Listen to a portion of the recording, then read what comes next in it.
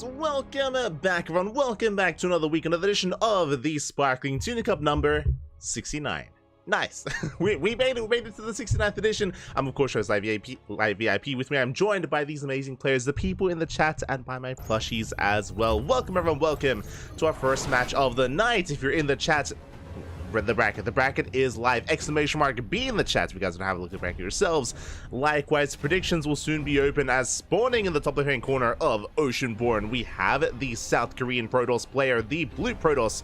It is Rebellion. And spawning in the bottom right hand corner, debuting here for the first time, I was unfamiliar with him, it is the Finnish Protoss player, the red Protoss, Cost Phoenix. And if you're in the chat, predictions, your predictions are now open. Place your bets on who you think will take the series. Best of luck in the chat, as we are still in the early rounds. We are here in the round of 32. Shout out to all those that did sign up today, though. I believe... Do we have the largest Sparkling Tuna Cup we've ever had? We rarely have a round of 32, and it was very stacked as well, so we'll have to look into it. I'm sure Kuro will have an answer as to our largest STC in the past, but a lot of signups this week, a lot of interest. We have a lot of returning tunas as well, not just your typical competitors like Christiana, like Art, like Iba, but we have the return of Björn and the return of Nightmare. We mentioned it for the past 2 weeks, a lot of the top Korean players were missing, so Björn, Nightmare, Trap, and Shin, they were absent for the past 2 weeks or so, around 2 weeks. They have been less active, at least in this tournament series, but at least Björn and Nightmare have returned. And the question becomes, can they be stopped? Can they be stumped? Can they be denied that finals face-off, as they are the number 1, number 2 seed of the tournament? We still have some big names, though, don't get me wrong. We still have Christiana, we have Trigger as well, the Canadian Protoss player, who is also, I believe, even a reigning STC champion. Trigger, he has been looking very strong as of late, currently living in Korea, of course. Trigger has been there for a couple of months at this point. There's a lot to go over, and we'll go over all the matches as well after this series, after this first best of 3. Until then, we're settling in to our PvP, and already a wild start. Very interesting Sim City here out of Cost Phoenix. I mean, I understand the logic here somewhat, not really. There's like a small gap towards the left hand side where units can go past, so very vulnerable to Adept Harass, as the right hand side is completely wide open. This feels almost Estrella-esque. I know that Estrella, he actually very often in PvP doesn't wall off at the ramp. Estrella, he walls off here at the gas geyser instead. It's kind of crazy, at least how Estrella sometimes approaches this matchup. So we'll see if Rebellion can punish this. As to be expected, double adept opener. Again, SimCity is messy, to say the least. You can see that we're trying to wall off here with a third gateway. A pylon is... we're getting there. We're slowly getting that wall off going, but again, quite messy here, and Rebellion is going to shade in. It's just going to shade in and pass the units into the mineral line. Probe's going to be going down to Adepts. They can one-shot units here, and this is where you get punished. This is where you learn that in PvP, walling up and walling off is imperative here. It is almost a bit of a skill check here in this matchup. 4 probes go down to 1 adept. Already a brutal start for Cost Phoenix. And behind this Rebellion, he's not stopping. He's not stopping. He's not slowing down. He's going for an Oracle full-up. So it's going to be Adept Harass alongside Oracles. And it's going to be on Cost Phoenix to survive and to defend. On top of that, Cost Phoenix is staying on 1 base. Rebellion expands. Cost Phoenix, he threw down a 3rd gateway. A 3rd gateway, in my mind, would insinuate a 1 base all-in. Would insinuate, okay, maybe we're going to throw down a Robo, get a Prism, get a Twilight Council, and just go all or nothing. But alas, before we can get there, we have to deal with the harassment, as another probe does fall. The Oracle is on the way. Now, thankfully, there are plenty of units to shut down the Oracle. That is true. There's the Robo. Again, this should be a 1 base all-in, but we're getting there in a bit of an inefficient manner. Again, it has been a bit of a shaky start for Cost Phoenix, and Rebellion has been taking full advantage of it. As the Oracle has arrived, diving into the main. Again, Stalkers do not have Blink, so it takes a while for them to respond. It's going to be another 3-4 probe kills. The Oracle will get away. Gets a Revelation off as well to keep an eye on the main army. And back at home, all Rebellion has to do is survive. That's why we even have a 2nd shield battery. Again, Rebellion, he knows how far ahead he is. He knows that the only thing that can kill him isn't all in that can catch him with his pants down. But Rebellion, he's tightening his belt, Bappy. The pants, they're not going to be caught down. We have 2 shield batteries. We have soon to be an overcharge as well. We could even go for a second pylon just in case to keep everything powered.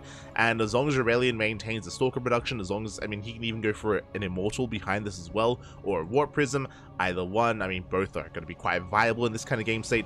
Rebellion just has to hold on 2 bases. Assuming that Cos Phoenix even moves out. As we can see here, Cos Phoenix is still stuck in his main, is going for the Observer first, followed by an Immortal, again, furthering the idea that this should be an all-in, but the supply block is going to slow Cos Phoenix down, and Rebellion, he's looking quite solid back at home, quite powerful. Here we go. As the Immortal is on the way, 3rd gateway as well. So again, Rebellion just being secure. He could have gone for a War Prism to harass across the map, but he's going for the Immortal initially to make sure he has a robust army to defend. There's the second pylon, so 2 pylons, 2 shield batteries, Hallucinations moving out. Rebellion, I'm sure, checking for any kind of crazy ninja base play, making sure that there's nothing else going on. Twilight Council now in production. But at a certain point, once Rebellion feels comfortable enough, he can move out. He can move out, he can apply pressure, he can just contain Cos Phoenix on 1 base. And he'll always have a recall to race back home if need be. Again, once he's feeling comfortable. For now, he's still just, you know, fortifying himself. Shield battery has been placed. Cos Phoenix does get across the map with his Observer. He does confirm there is no 3rd at least, but we'll get eyes on all the other tech. The Robo, the Stargate, the Forge. We'll get eyes on the expansion. And this should be the sign. This should be the tell here for Cos Phoenix to move out. Because macroing from here, it's going to be so difficult. The Oracle does fall. Okay, nice pickup. Now Cos Phoenix can focus on his push. We'll bring in 3 Stalkers at a time. The only thing that we're really missing here is a Warp Prism to reinforce across the map, to actually make use of these gateways. And as Cos Phoenix moves out, I mean, there's a revelation. There's a revelation on the army. Rebellion is fully aware. Shield batteries on the way. Rebellion is getting ready for the push. Meanwhile, shout out to the Tuna. It's beautiful. Big shout out. As Cos Phoenix does move out across the map. Back at home, 2nd shield battery at the 3rd base. 2nd pylon as well. Again, Rebellion playing very safe here.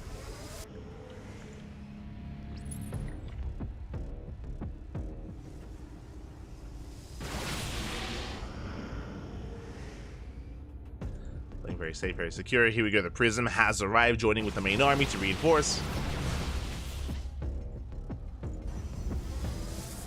But in a head-on fight, at this point, it's a little bit too late. At this point, the shield batteries are ready. The overcharge is ready.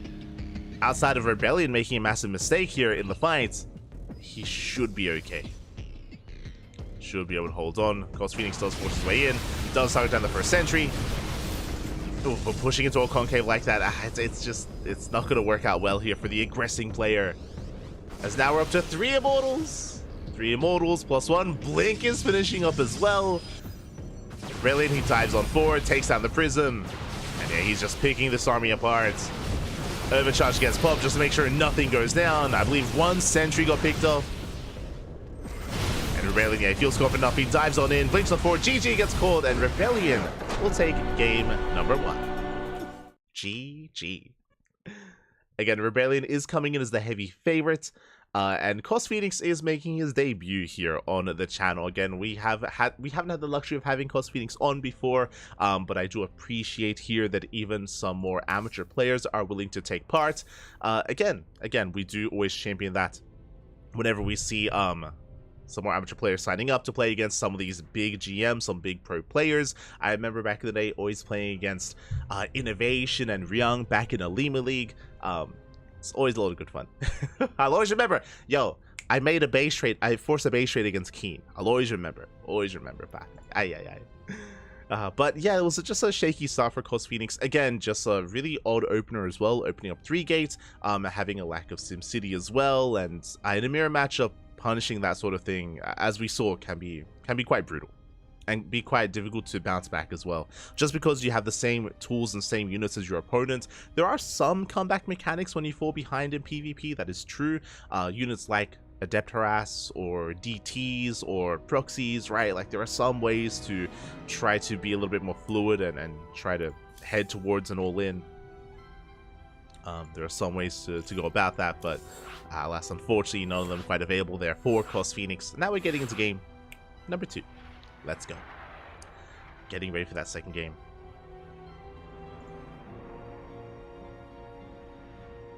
I see Chase in the chat. I killed 2 of Keen's first 6 Hellions. Handing out autographs. Let's go! Let us go.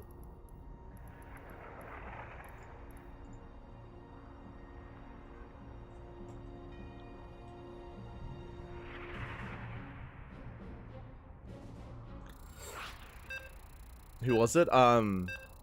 Chase, Pappy. Pappy, what did you do? You cheesed the hell out of Probe. That's what you did. Cue the Chase clip here, where he proxy hatchery Probe in his main. Crazy, crazy. S the Chase. Also, you don't count, because you're actually GM, so... Shaking my head. Good to see you, Chase, though. Good to see you. But here we go, we're getting into game 2, and spawning in the top left-hand corner of Golden Aura, we have our South Korean Protoss player, usually Protoss, did end up switching here to Terran, and we'll see how that turns out. It is going to be Rebellion. And in the bottom right-hand corner, we have the Finnish Protoss player, the Red Protoss, representing himself, currently teamless, I believe. It is Cos Phoenix. Go. As we do have Cos Phoenix opening up with the low ground Warlock. Once again, interesting choice here. So typically, not always, but typically we would be setting up in the main to wall off the Reaper Cliff to try and deny scouting and try and deny vision from the Terran player. Low ground wall off is a bold move. I mean, we'll see if Rebellion even does open up Reaper. I'm unfamiliar with the skill level of Rebellion's Terran. Those that are curious, his Protoss, of course, he is a semi-pro. He's a semi-pro player. He's a Code A Korean GM that has been competing for many, many years at this point. I remember casting Gyelzing, or I should say watching Gyelzing back in, what, 2016, 2017, maybe even before that, back in the Elima League days, as Rebellion did name change during the COVID era of StarCraft. But as Terran, I'm less so familiar. Not true, AI generated. It was a macro game. Chase, I can't remember the last macro game that I've seen you play. It's the Chase. SMH. As Cos Phoenix is going to be settling in, going for a 2-gate opener. Ooh, meanwhile Rebellion going for the initial bunker here at the pylon. Now the goal here for Rebellion, I imagine, is to rally the Reapers across the map and to try to focus down at that one pylon, try to take advantage here of the production. As I say that though, it was a 2-gate opener, so because we don't have an expansion, because of that second gateway, Cos Phoenix is going to have quite an abundance of units early on to defend. I feel like Cos Phoenix, he can be okay. We'll see. I would love to see a shield battery behind this. So far, no shield battery. Bunker does finish up. Reapers on the way. And we'll see if Rebellion can keep that SCV alive. The goal here would be to juggle the SCV to keep it in the bunker and to avoid those adept shots. Speaking of, does avoid the shots. Gets a bit of repairs off here, once again avoiding the Zealot as well. Yeah, Zealot does go down, but now there's a second Adept, and the SCV should soon be falling. Yeah, there we go. Does force a salvage. SCV goes down, and Cos Phoenix will defend. As I say that, the Reaper does get into the main base and will get a probe kill. One probe goes down. Rebellion forced out. Is going to be forced out of the main. We have a Cos Phoenix behind this. Going to be expanding, getting his natural. Meanwhile, Rebellion likewise got a CC on the high ground, getting to his own 2-1-1 setup. That is a Rax before Starport, fast +1. Ooh, so this is going to be a pretty brutal stim timing here for Rebellion. Ideally, he lines everything up with +1 with stim. with his bio army. Even going for a third rank, so we might even just pull the boys with this. We might even just skip the starport. Regardless, very aggressive 2-base play out of Rebellion. This is almost very Honmono-esque.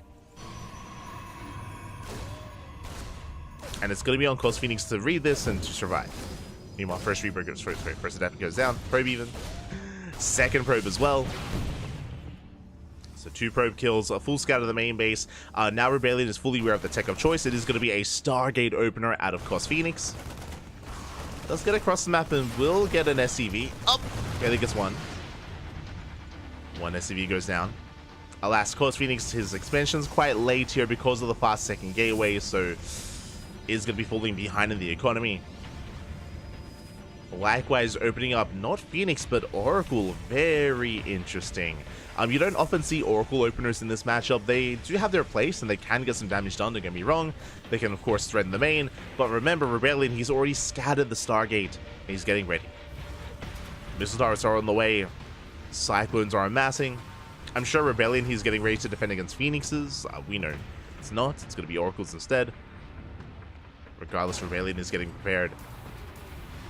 And what I'm concerned by here is that this kind of bioaggression, this 3-1-1 setup here, this stim timing that's coming for Rebellion, it hits so hard, and it can just snowball out of control against a Stargate opener. The reason for this, because of the Stargate, is, I mean, Phoenixes and Oracles, they don't really help much here. There's no Blink Stalkers to kite against the bio to slow it down. There's no Robo, there's no Bay, there's no Colossus, there's no splash damage. Like, this bio timing, I mean, it's almost designed to punish something like a Stargate opener. It's gonna hit quite hard. And I'll be very impressed here if Coast Phoenix can survive it.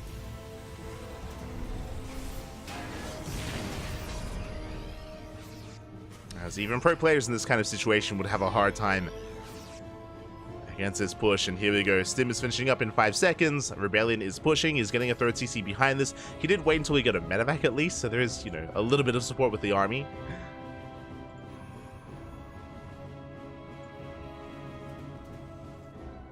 And again, if these Stalkers had Blink, then I could believe.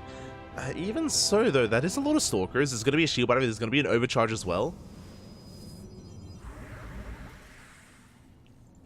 Oracle checks the naturals towards the turret. Get the hell out of there. Rebellion pushing forward. How many Marauders? He's got 2 Marauders, 2 Widow Mines as well. He does them in. And Stalkers are going down. There's the overcharge. 3 Stalkers do fall. Rebellion has to respect the overcharge. Does back up. The problem here, though, is that Coast Phoenix can't really push out, so he has to fight within range of the shield battery. So he is contained on 2 bases. And Rebellion, he does respect the army, doesn't commit. Stays back for now. Oracles, they delay some of the production. Third CC's on the way. And all Rebellion has to do is contain. That's all he really has to do here, is just contain Coast Phoenix. Ooh, catches the Oracle. And macro from here. And just wait for Coast Phoenix to move out on the map. Speaking of, he's now upgrading, he's now working towards Blink, +1. Again, all of this has been heavily delayed because of the Stargate, because of the Oracle. And the Oracles, they haven't really paid for themselves. Especially considering that Coast Phoenix invested into a second Oracle. Ay. I mean, the Oracle does get the revelation and did at least force out these turrets, true, but that's all it's really been able to do. Now, once Blink finishes, then Coast Phoenix can be more active, but by that point, the Marauder count is getting higher. We're up to, what, 4 or 5 Marauders now. More Marauders on the way. Turret is done. Takes down the Oracle. And with a heavier Immortal counts, Rebellion, he could actually try to break this natural. But now he's checking for the third. Now he sims in. Sims in for a second time. Catches two Stalkers, going for the Cybercore. Cybercore goes down. Mine shot's going off, and don't blink in. Rebellion's not going to give him that chance. Takes down the pylon, depowers the shield batteries. Now he can just stim in. He can stim, he can win. As the Marauders, they just go to town on the Stalkers. Widow Mines, they can unburrow, they can go for the mineral line. Instead, they're being held back. Boys are being pulled into the mine shots as well. Yeah, just a solid setup here from Rebellion. And behind this, getting a 4cc, building up. And just securing himself. 2-2 is on the way. Meanwhile, Cos Phoenix stuck in his main. Blink is going to finish up after his natural has already been cleaned up.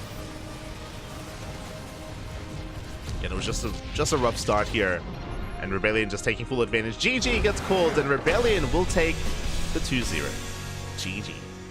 GG. Rebellion will be advancing on to the next round, but a shout out to Cos Phoenix for competing here tonight, for taking part, and for going up against Rebellion of all players. GG, well played. Again, it's not easy going up against some of these big Korean pros, or even semi-pros as well. So much love to Cos Phoenix. Again, a Finnish Protoss player, does go down here in the first round, but the first round is typically the most brutal. The first round is where basically all the amateur players get split up and they all get sent up against some of these bigger pros like Lunacy, Rebellion. I saw Gref earlier as well, Hackers Top, Azura. So the first round, it can be brutal. But regardless, thank you so much. Thank you so much for competing. Thank you so much for taking part. We do appreciate it. GG, well played. And of course, Rebellion will advance on, and he's up against his next opponent. He's going to be up against Eva in the second round. Let's go. Let us go.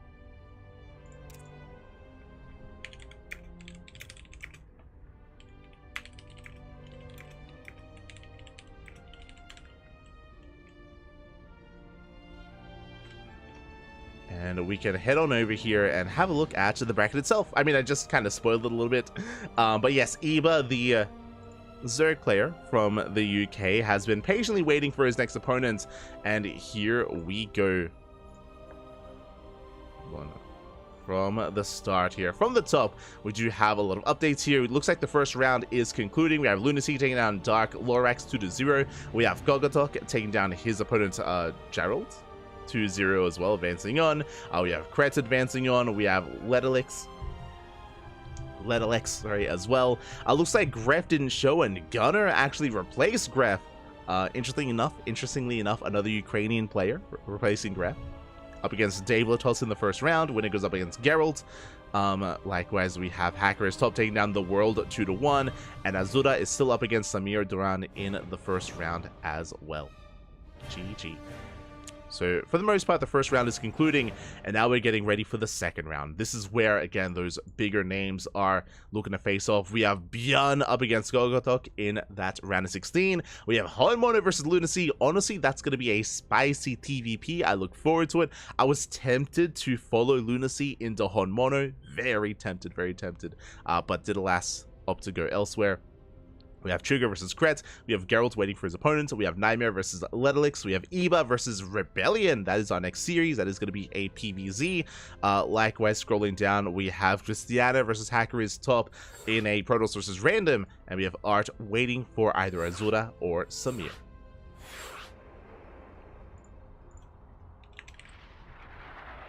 Here we go.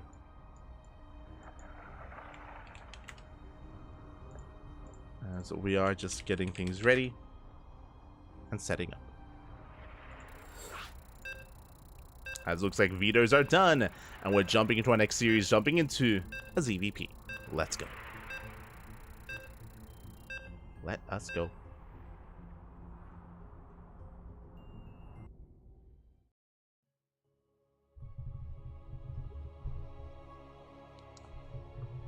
As game one is going to be on, Alkione are loading in.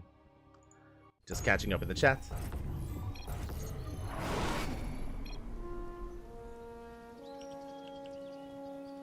As spawning in the bottom left-hand corner of Alkione, we have our South Korean Protoss player, the Blue Protoss, representing himself and clan NWCE. It is Rebellion.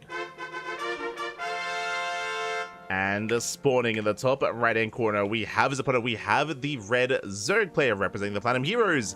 It is Eba. Let's go. Have our PvZ for the chat. Predictions are now open. Place your bets on who you think will take the series. Best of luck. Best of luck in the chat. We have seen Eba performing very well as of late. I think it was even last week where Eba, he even was having a deeper and deeper run, making it to the semifinals. Eba did have to forfeit last week because of the Wardy 3v3 tournament. That is why Eba was unable to continue his run last week. But now there is no team league tournament. There is no, there is no team events going on. There is no other tournaments. Now we can all focus on the Sparkling Tuna Cup. No delays, no walkovers, not this time. And coming into this series, I would be favoring Eba in this ZVP. Really, I'm going to be looking to Rebellion to try to slip Eba up. We'll see if he can bring him down. Rebellion, he's very mid-game oriented in PvZ as well, so we'll see if he can try to catch Eba off guard.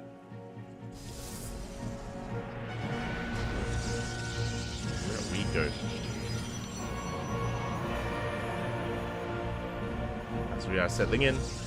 This didn't feel anywhere near the same skill. As we mentioned, again, we had Rebellion as the GM, semi-pro, and we had a more amateur player stepping into the ring in the first round.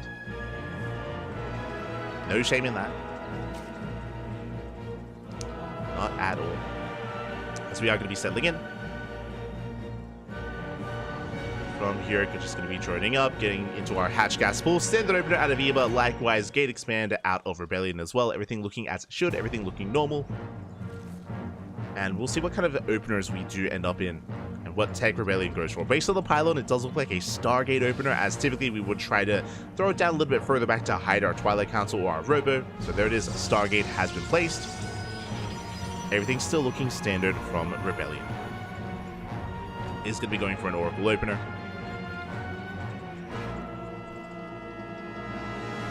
Meanwhile, Eba back at home will be expanding, getting his third, joining on up, and settling in. Again, Eba typically is more of the reacting player.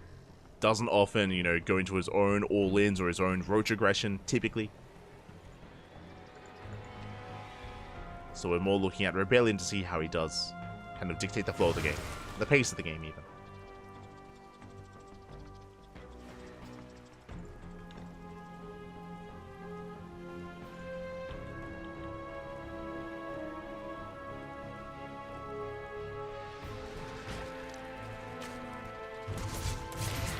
Depth is going to be waddling in towards that main, just trying to get a scout off, trying to make sure there's no extra gas, guys, there's no hidden tech. So just a bit of scouting out of Rebellion before getting the hell out of there. Doesn't overextend, doesn't lose his depth, thankfully. Will get away. Likewise, first Oracle is soon to move out across the map. Rebellion will get caught out though. Eba on the chase, getting the first adept. Pretty big pickoff. First adept goes down. That does mean the Rebellion's going to have that much less to defend his third. Is going to be the Stalker follow-up. Overlord's being chased down, and Eba will check that third base. And will attempt to delay. Okay, Eba's on location. We'll chase down the probe at least. Doesn't quite delay the expansion. Gets a kill on the probe. Behind this going to be joining up. And we do have a very fast Twilight Council out of Rebellion. Now, this was a Twilight Council after the initial Nexus, but still a very early Twilight Council. Gateway explosion behind this. This does look like Glaives. This looks like Glaive Adepts, assuming, I mean, there is no Forge. There's no Forge, there's no +1. And you can see more Adepts are already being warped in. So a very aggressive build here by Rebellion. And if Eba delays his tech, delays his Roach One, and if he drones up too much, he can be caught out. As I say that though, safety Roach One here out of Eba, throwing it down at the 4-minute 30 mark, so very safe play. As we did mention, it was a Glaives. Again, there's no Forge, no +1, so it is going to be Glaive Adepts here for Rebellion. This is delayed compared to a regular Glaive Adept build, but the goal here, the purpose, and the hope for the Protoss is for the Zerg player to skip their Roach Warren. But again, as we mentioned, Eba did get it, which means he has the potential, he has access to Roaches, he can then defend. Likewise, he's looking to wall off as well. Evo Chamber has been placed, and we do have enough room for one more Evo Chamber to fully wall off the natural as well. So Eba playing very safely here. Oracle is denied. Likewise, second Oracle into the main, but Queens are everywhere. We have 3 Queens in the main. We have 3 Queens here at the third. Eba does defend, and Eba is making safety Roaches. Meanwhile, the Adepts are amassing. So far, only 4, but we should be getting extra warp-ins. Oh, there we go. Did I say 4? I meant to say up to 10. 10, now 11 Adepts. The Adepts have just been confirmed. Now Eba knows. Now Eba knows. You can see Eba, he pulls one of his boys. He's ready to fully wall off. He's amassing more roaches, amassing more lings. And it's going to be difficult, not impossible, but difficult for Rebellion to actually get damage done here. Eba has seen everything he needs to. The Adepts are moving out. And Eba is getting ready. But it will still come down to the execution. Eba has the tools to defend. But can he pull it off? As Rebellion does shade towards the natural, Eba does throw down the Eva chamber. Adepts are forced back. Rebellion does commit. He's going to knock down that wall, but it does buy time. Nice cancel there by Eba. Does buy time. Adepts, they bust into the natural. They do get 3 drone kills so far. Not bad. Up to 4. 4 drones go down, head into the main. Eba, he has to pull away. Up. Oh, it does pull away, but still does not lose any more drones. Still only 4. Queen goes down. Adept shading out. And so far, it has been a solid defense. 4 drone kills is not good enough. And Rebellion needs more. As he shades towards the 3rd. Meanwhile, Eba, he's on 4 bases. He's droning up. Amassing more roaches. And Rebellion is now transitioning into Blink. Yeah, Blink on the way, +1 with the Forge, of course, at the natural. Rebellion is trying to build on that next step. But alas, this is giving Eba a lot of freedom and a lot of breathing room. Again, because Blink is so delayed to compare to a normal build, that means Eba, he can drone up to 73. He can drone up to 4 base saturation. We have the next step as well. We have Hydra Den on the way. We have Infestation. We're getting ready for Hydras, getting ready for Lurker Tech. Eba is free to get ready for the late game. He is free to tech up, and Rebellion can't really do much of anything here. Again, because of his opener, he had to do more economic damage. He failed to do so, and that puts the Protoss in a rough state. Does put him behind. Now, not impossible to bounce back. It's not like Rebellion was all in. No, not at all. But still in a rough game state. As Rebellion is now trying to work towards a splash damage. Second Robo's on the way. Bay is done. Disruptor production has begun as well. As we all know, Disruptors, they can make or break a fight for you. They can either win you everything or lose you everything as well. Very high risk, high reward. But Novas, they have potential to pop off. So Rebellion is amassing its Disruptors. Likewise, Hive is on the way for Eba. How do you counter Disruptors or high-tech units in general? I mean, again, Eba doing the correct thing here after getting ahead, getting further ahead, taking into Hive, into Vipers. Vipers are going to be the nail in the coffin here, as they can shut down everything. And meanwhile, the Changeling does confirm. Changeling here gets eyes on the Robos, on the Disruptor production. Eba knows. So Eba is setting up.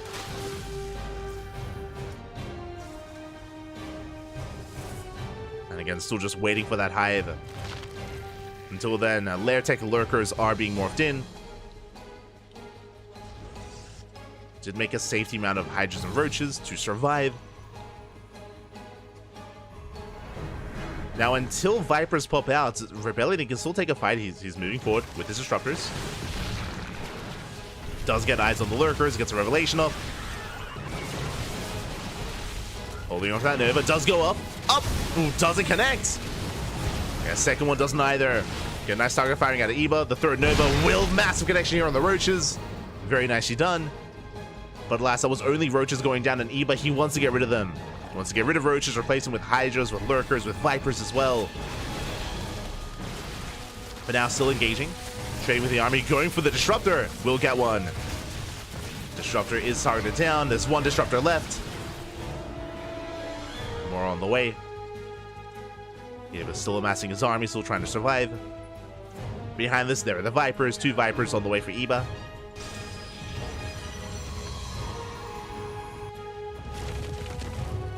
The Vipers are coming.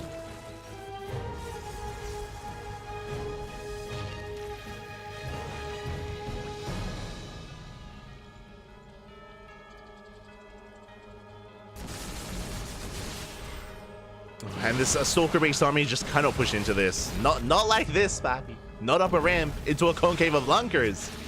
Nova goes off, takes out one Hydra, second Nova as well. Gets a connection, but 2 Novas are required. Disruptors go down. Eba takes the fight, resets the Disruptor count. And even though I was saying how do you counter Disruptors? Or with Vipers, Eba's been doing well without them. Even without Vipers, Eba, he's been shutting down Disruptor after Disruptor. Taking these fights, been very confident. And Rebellion is now stuck with a gateway army, just Stalkers and Zealots. And alas, after every fight, because the Disruptor count has been reset, Rebellion, he's just being outscaled. He's being outscaled at this point, as he is down to 1 Disruptor. He's lost 4 so far. I mean, imagine 5 Disruptors with this army. He could poke in, he could threaten the Lurkers, of course. The game state would be very different. But it's just been too many losses for Rebellion. Now poking in, clearing up creep. Eva going for a counterattack. Ooh, does take some stasis traps to the face. Does force Rebellion back home. Speaking of back at home, Rebellion, he's taking and transitioning into Skytoss. Tempest production has begun, but we get the Nidus Storm into the main base and into the natural at the same time. Yeah, Eva, he's all over this. Nidusing everywhere, forcing a recall. Recall towards the main. Boys are being pulled here at the natural. Nidus Storms do complete, and the Lurkers have arrived. And the Lunkers back. They're here. They bust into the main base. No detection. Ooh, Disruptor goes down. Likewise, Lurkers in the natural as well. Just barely. They did pop out, and the main army is pushing through the center. A tri-pronged attack by Eba. And there's just not much to defend. I mean, Zealots are trying to hold their own. They get forced into Lurker range. Yeah, massive spine shots go off. And Eba, he's just pulling Rebellion apart. Lurkers are being cleaned up. There's a handful of them left. But Eba did enough. Rebellion does come in with a concave, does come in with almost a surround. The best fight that Rebellion could have hoped for. And he will clean this up just barely. Takes out all the Lurkers. He survives. He holds on to... Oh, never mind. I was going to say he holds on to the gold. Didn't happen. Nexus did go down just barely. And even though Rebellion, he survived, he's not quite living here. He's still in a brutal position. Lost so many probes. Lost most of his army. Rebellion, he is barely holding on. And Eba, he's snowballing out of control at this point. And again, a lot of this did come down to the initial build. Winding it all back, it all started with the failed Glaive Adepts. That gave Eba the breathing room he needed to get further and further ahead and snowball into this kind of game state. That was followed, of course, by the insane fights that Eba was taking. Again, keeping the Disruptor count in check, sniping them time and time again, making sure Rebellion did not hit critical massive Disruptors. And now we're here. Lurkers, they do burrow in time. There's just the one Tempest. And Eba can chase us down. The Yoinks come in. Let's go. The Vipers, they do something. They help in some way. They abduct the Tempest, 2 of the Immortals.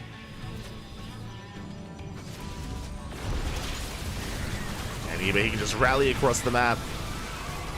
Pushing up the ramp towards the natural. Lurkers have arrived. And GG gets called. Eba will take game number 1. GG.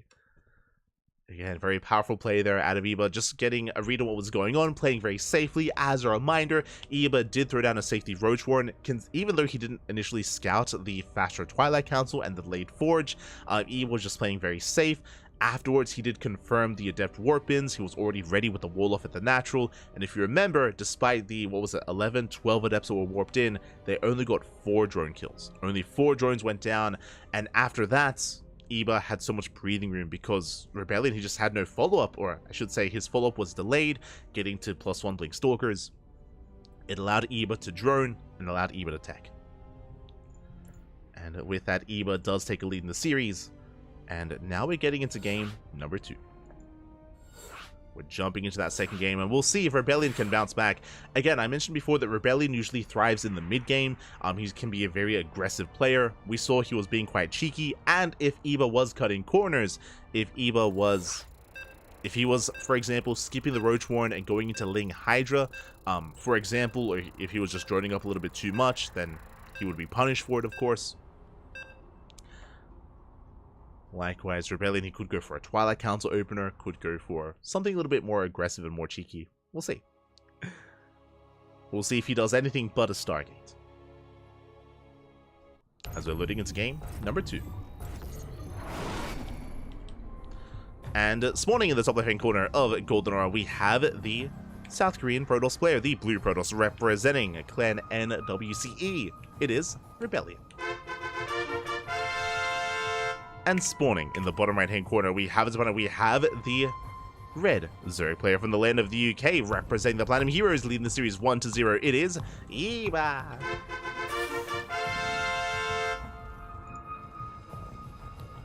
we go.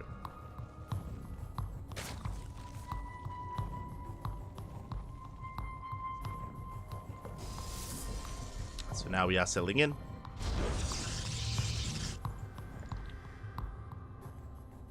Eba opening up hatch gas pool.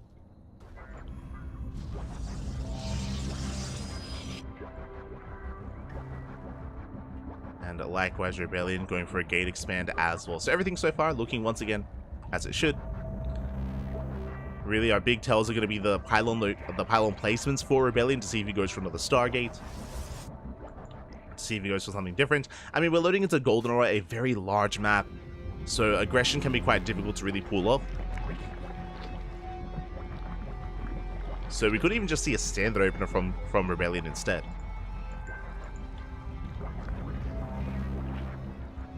Could it just be standard?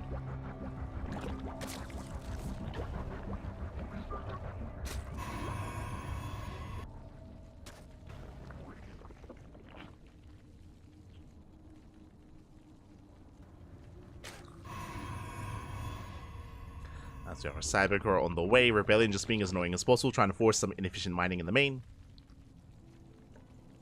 And we'll get out.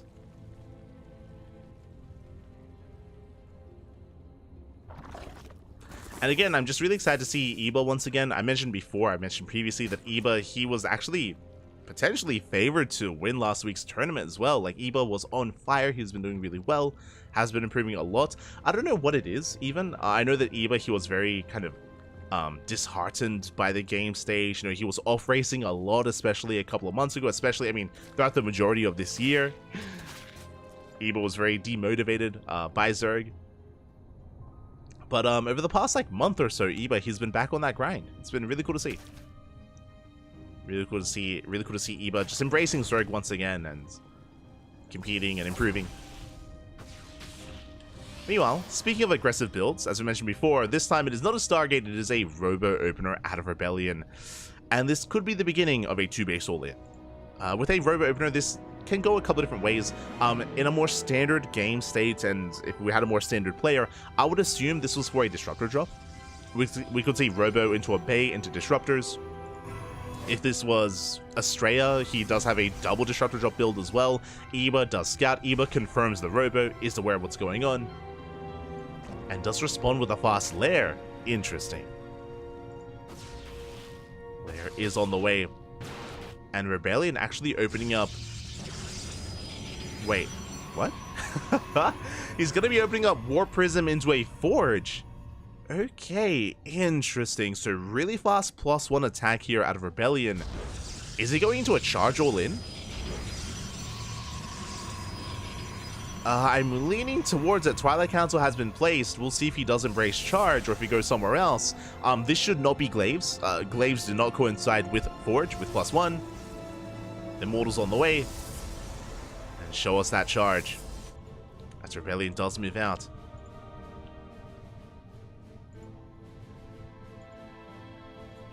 And he's trying to get eyes on the Overlord. Lair is almost done. Now the Lair will allow Eba to morph in an Overseer and go for another Scout. As Eba does already have his Roach War and safety Roaches are amassing. Yep, there we go. It is going to be a charge all-in, as we mentioned. So +1, a charge on the way for the Protoss.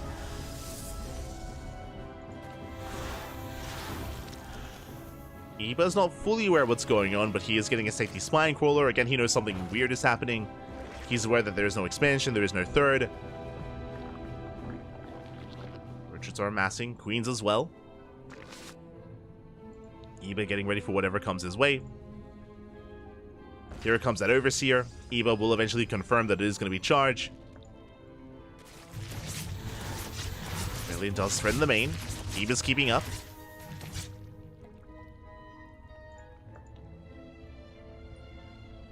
Oh my god, how many gates? Are we getting up to 8 gates? Oh my god. 7 gate, 2 base all in out of Rebellion. Let's go. The gateways are amassing. And Eba did get eyes on the gateway count. Yeah, he saw the forge. He knows. Eba knows what's going on.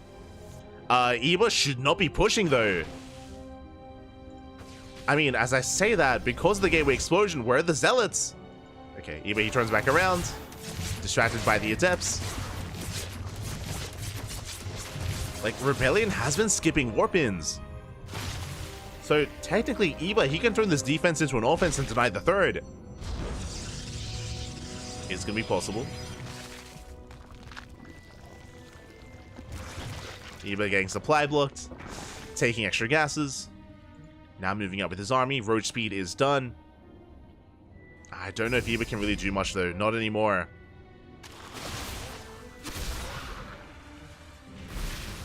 Does run into Rebellion. Some more Zelda morphing in. Eba trying to slow him down. He needs more roaches. 13 more roaches in production. The Ravagers are a bit exposed. Eba, he has to get the hell out of here. Leads out 1 roach. But does pull away. Does pull away in time. He has to be very careful not to be caught out by the force fields. Speaking of, Rebellion rotating. Likewise, Rebellion has to be very careful with how and when he does use those force fields as well. And he backs up. Rebellion, he sees the roach army, he backs the hell off. Going for an immortal drop. Likewise, Eba, he scouts with the changeling, gets eyes on the saturation, is aware of the third. Immortals, they bust into the main. But here comes Eba, and that means the Immortals are not at home to defend. Uh-oh. There's 2 Immortals, only 2. Good amount of sentries. But that's where the Ravagers come into play. They shut down the force fields, Eba forcing his way in. Yeah, the force field's even working against Rebellion here. Zealots, they get choked up. More roaches have arrived, and Eba, he's knocking down the third base. Barely anything to defend. The sentries go down, only Immortals remaining. I mean, Rebellion, he can juggle his heart out, that's true, but he's up to 5 Immortals. Jesus. A lot of Immortals. With the juggling party, Rebellion, he can hold. Up. Hasn't lost anything yet. Yeah, he does hold on. The juggling was on point. Little single Immortal goes down. Eba does get the mineral line, though. He gets 12 probes. 12 probes go down. But Eba, he threw away a lot of roaches there. That was 42! Jesus. 42 roaches falling and 3 Ravagers. The power of the Immortal. Rebellion, he holds on. He survives. And now we can settle into our game. Eba has to redrone, has to resaturate. Likewise, Soldier Rebellion. Worker counts are similar. Eba taking up into Hydras.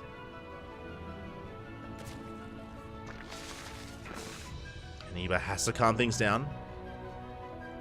Has to try to macro out of this. Rebellion already moving out. I mean, that is a hefty Immortal count. 5 Immortals and plenty of sentries. And speaking of, does force field. Catches out some of those roaches. Eba has to back up.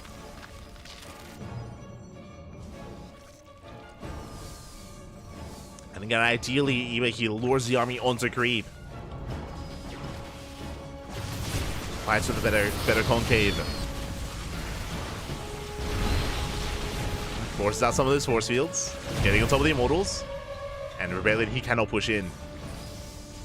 Has to back off for now. Rotating instead. Saturating his third.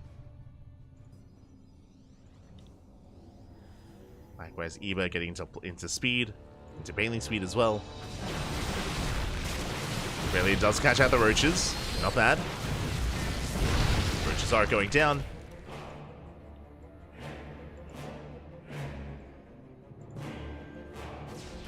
Rebellion rotating.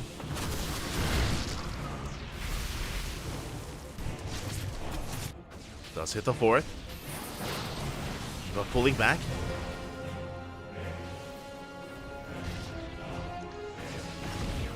I mean, bold move here out of Rebellion. He's still pushing in. I mean, he's trading well. Backs off behind this. Roach counterattack does hit the mineral line. Eba getting 5 probe kills. And Rebellion does back off. Again, no shield batteries back at home. No static defense. Has to warp in. Eventually does clean up the roaches, but that gives Eva time. That gives him breathing room, allows him to drone, allows him to build up more Lings. And now Banelings. And here we go. It's going to be Ling Bane Roach Ravager. Now he has a much more robust army. Now Eva, he can't surround. And Rebellion has to get the hell out of here. Especially with Ling Bane. Eva can lock down the army. Rebellion pushing in. Basically, now Eva has dive potential.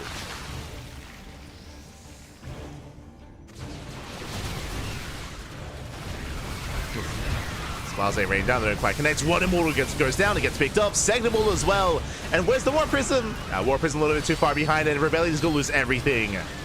The Immortal count gets reset, 5 Immortals fall. The Stalkers as well. And Eva, he shuts down this army. Again, once he saw the Ling Bane, he had to get the hell out of here. He had to back off, but he stuck around. And he found out.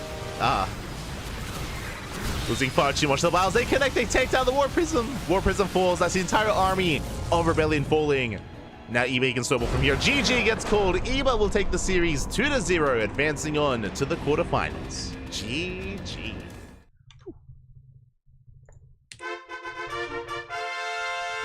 GG, well played. A very intense game too. Game 1 was a little bit more, just a little bit more, again, standard, or I say standard, was a little bit more in favor of Eva, where Eva, after he defended against the Glaive Adepts, he was just ahead, and he just maintained his lead. Here in Game 2, it was more of a back and forth, especially considering the impressive defense out of Rebellion at his third base. If you remember, Rebellion was up against a massive army of Roach Ravager. He had 5 Immortals, and he didn't lose a single one. It was very impressive, Rebellion's micro and control in that battle, in that fight. Gave him map control. He was, again, threatening Eva, but as we mentioned, once Eva had a more mobile army with Ling Bane to support his Roach Ravager, that's when Rebellion had to get the hell off the map and had to race back home. But he stuck around. He was still being very active. He was still trying to threaten Eva, and did pay the price for it. In the end, Eva did collapse on him and did clean up that army. GG. GG, well played.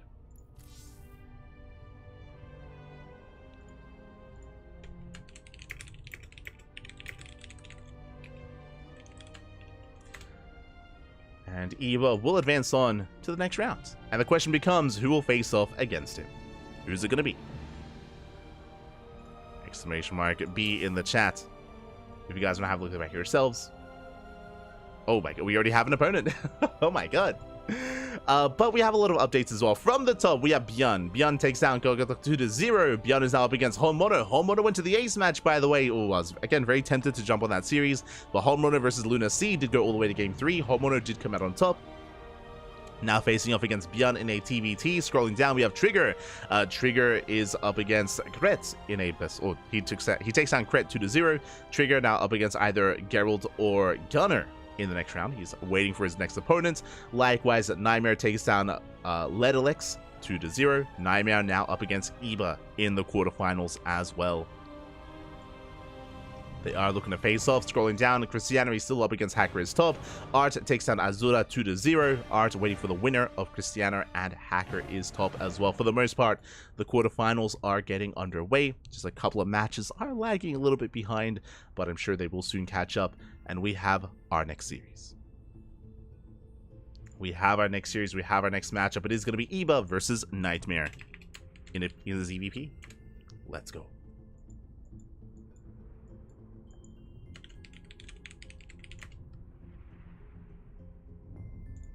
Let us go. We are getting ready for that PVZ, and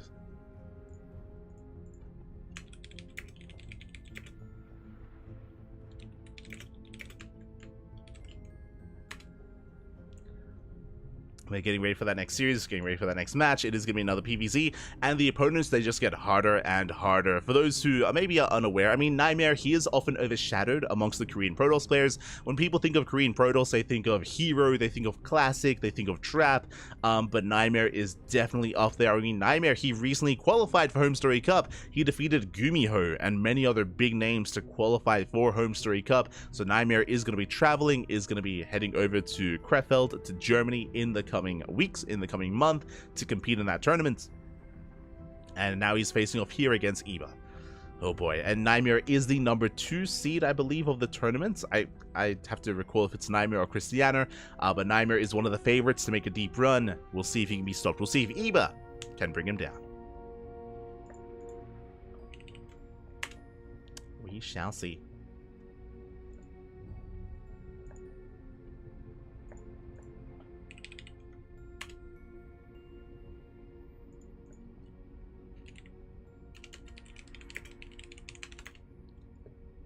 Just catching up in the chat.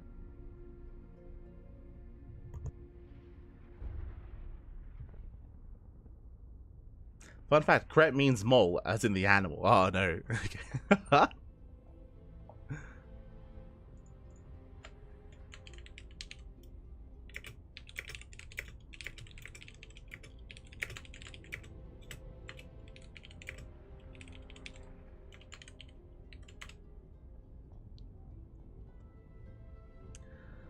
But here we go. Looks like vetoes are underway. And once they wrap up, we can jump into our next series. We can jump into our Zerg versus Protoss. Predictions will soon be open in the chat. Will soon be open.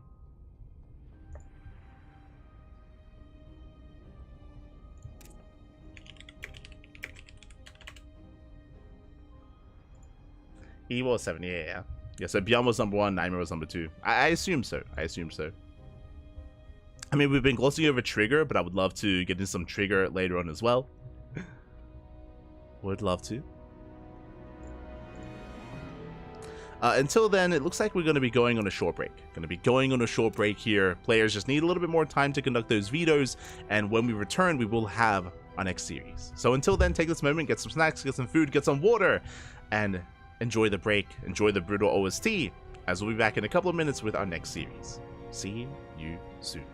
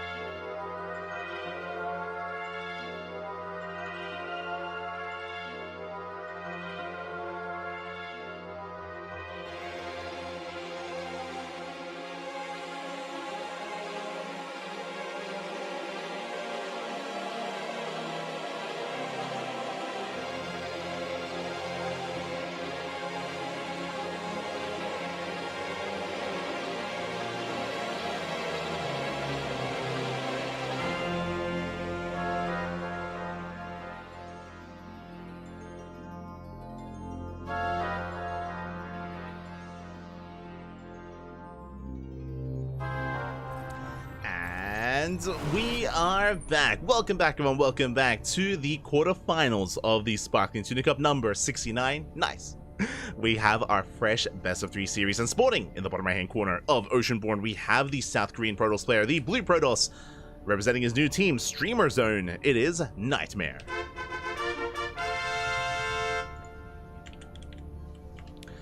And spawning in the top left hand corner, we have the red Zerg player from the land of the UK, representing the Platinum Heroes. It is Eva. Let's go.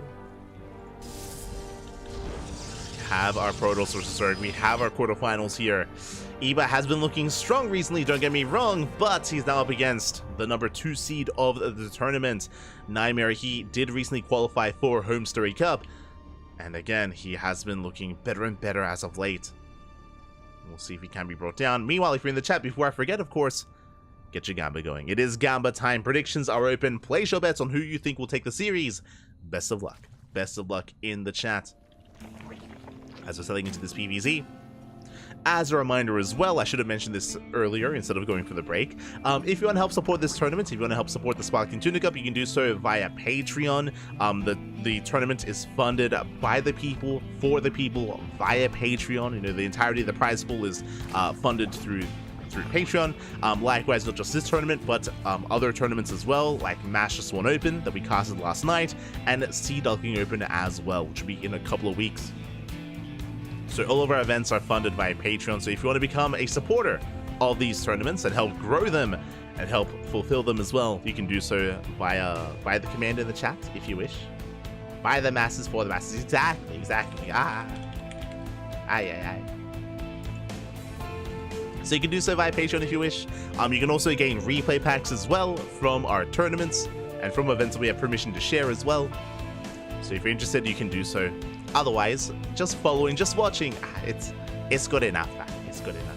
Thank you for the patrons, and thank you for those supporters as well out there. Even if you're just watching, do appreciate it. As we're settling in, we're settling into our PvZ. So far, standard openers, Hatch Gas Pool, likewise Nightmare going for a Stargate opener. Talking about our players here, we spoke last series about Rebellion. We spoke about how he is typically more of an aggressive player and he thrives in the mid game. I mean, we saw that last series, how Rebellion, he went for a 2-base all-in with charge. Before that, he went for a standard opener into Hidden Glaive Adepts. Here, Nightmare is more standard when it comes to his openers. Likewise, though, he can be very aggressive on a 3-base setup. But he's less all-in than, say, a Rebellion or a Lunacy, for example. Nightmare does dive into the main. Going for the mineral line, gets one drone, not bad. One worker does go down. Gets a Ling, gets another Ling as well. This one Adept getting quite a lot, actually. Even trying to go for a second worker. Will eventually be forced out, but he gets 4 Lings! 4 Lings and 1 drone! Should not escape, but a second Adept has arrived. Oh.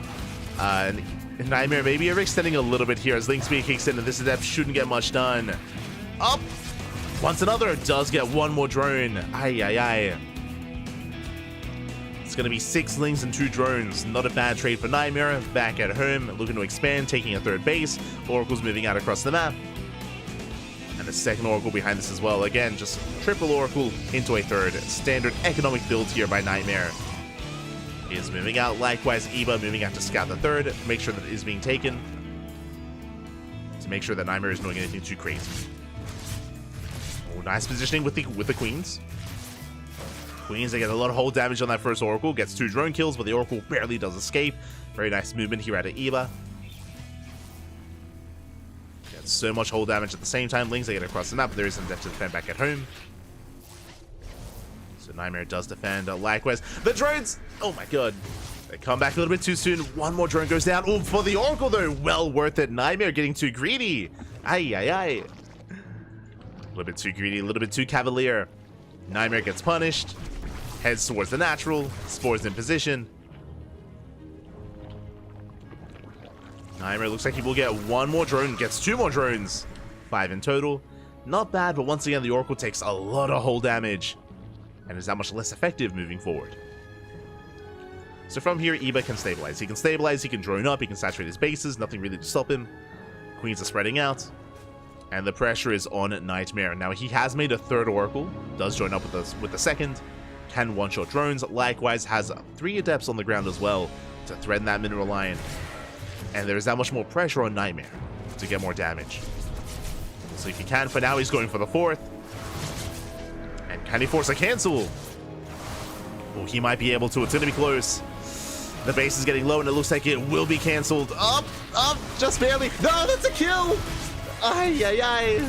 doesn't get cancelled. That's a kill instead. That is 300 minerals down the drain. Ay, ay, ay. I was praising Eva's defense earlier, and it was very impressive, at least against the Oracle defense. But not so much here. Defending that fourth base is going to be killed. Eva instead double expanding. I mean, he needs to. He has to. Has to back off, double expand. Lings, they are building up behind this. They do threaten the third base, but Nightmare is in position. Nightmare is ready.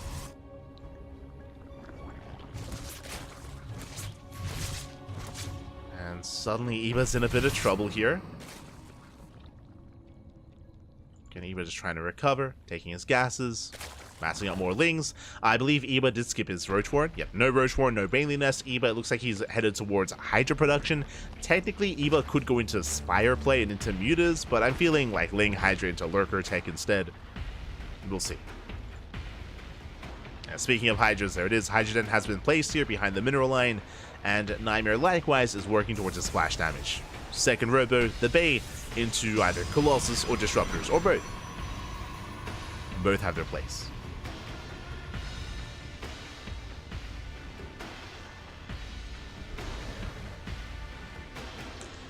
As Eva has a massive amount of Lings, hits a third base. I mean, there's a lot of pressure on Eva, and he will catch out some of these Stalkers.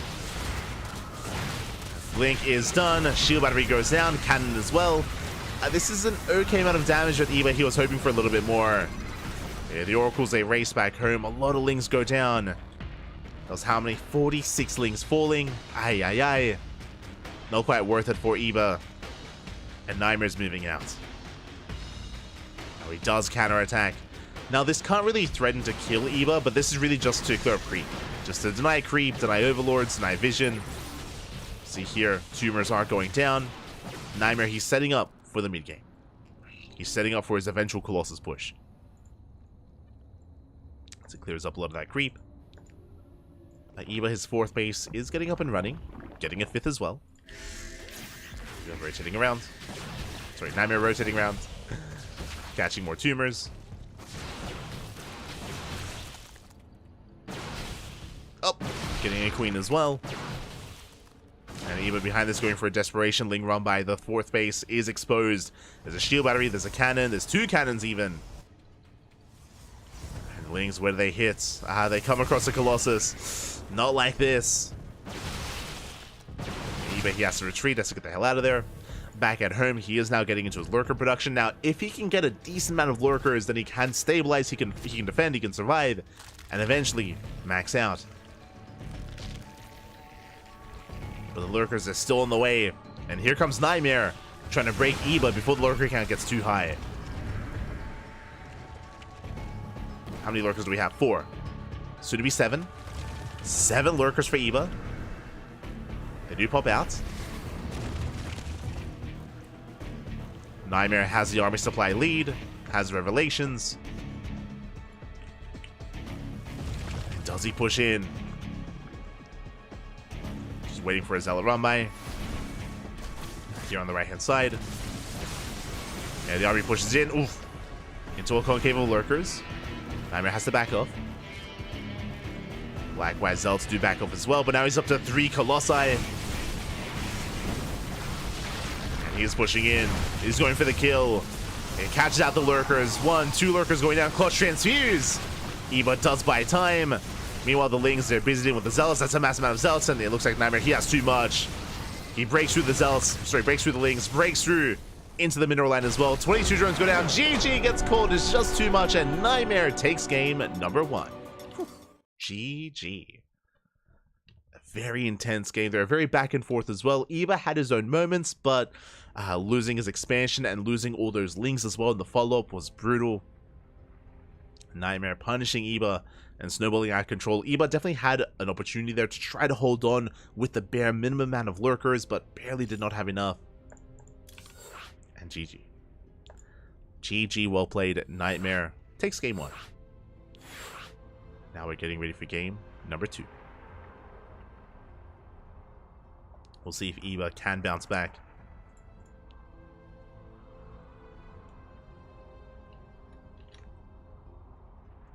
As a Nightmare is one of the favorites to win the entire tournament. is one of the favorites.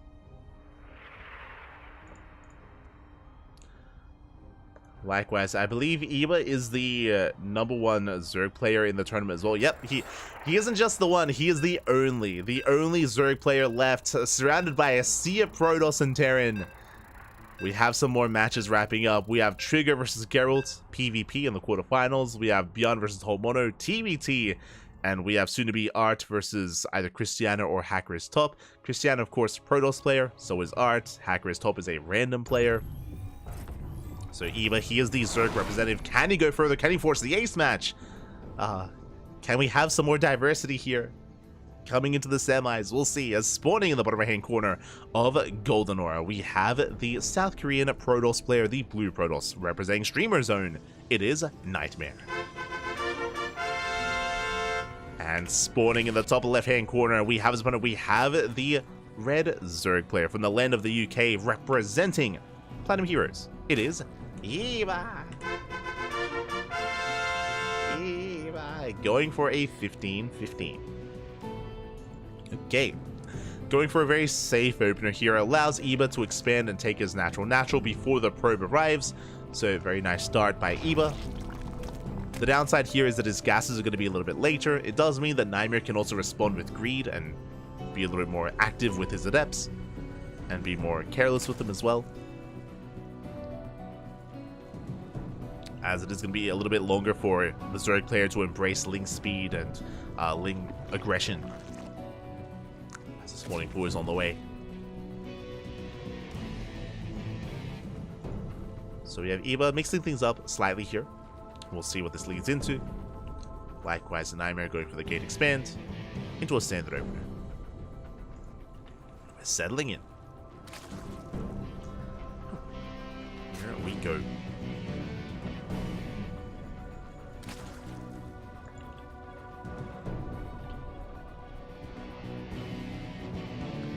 Likewise, alluding into a much larger map as well, alluding into Golden Aura. As a result, we could be seeing some more, I don't know, Roach heavy play. Eva could try to once again go Ling Hydra, but he does have to tighten up his early game defense to actually make that work. We'll see if he can. See if he can.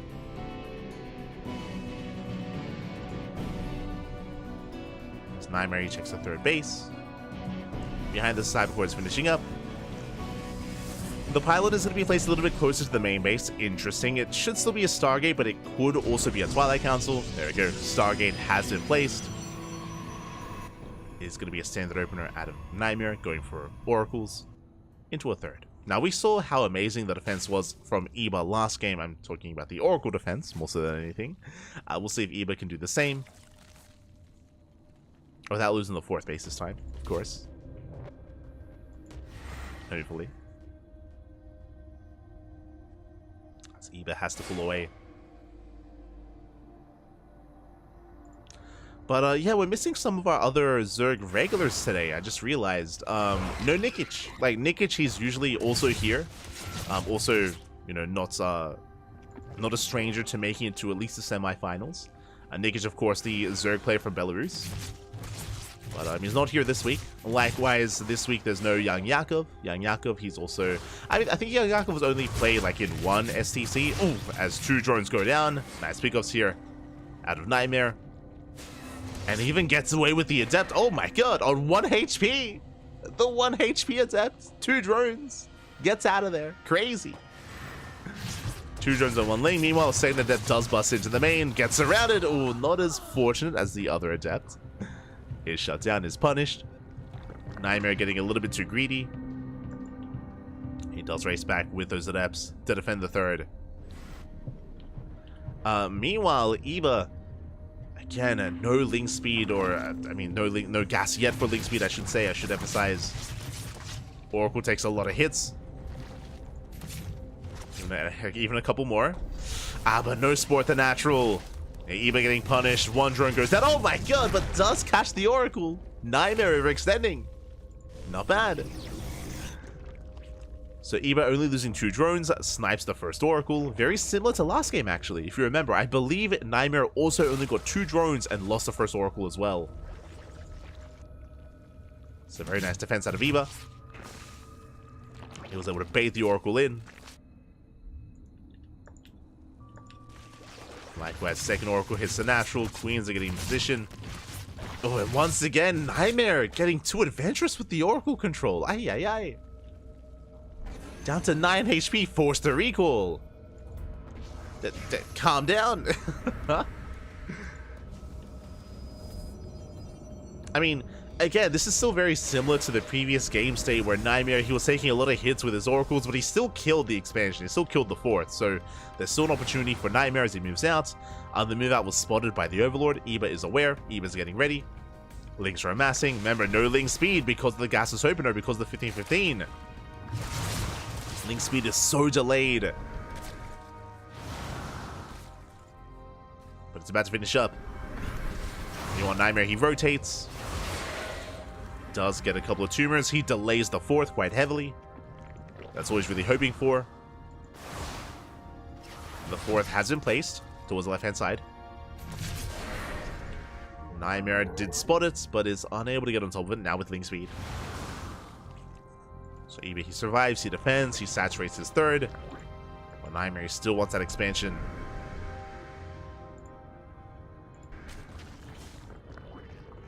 You see the probe pushing forward. We'll set up a proxy. Eva checks. Eva barely will miss the pylon. And how many gateways is the real question? Okay, we have 2 gateways of the natural. We have soon to be 4 gates in the main, so 6 in total so far. And Nightmare, do we proxy 2 extra gateways? Do we go for an AK3 base all in? Yeah, we are. Let's go. Nightmare is doubling down on purely Blink Stalkers.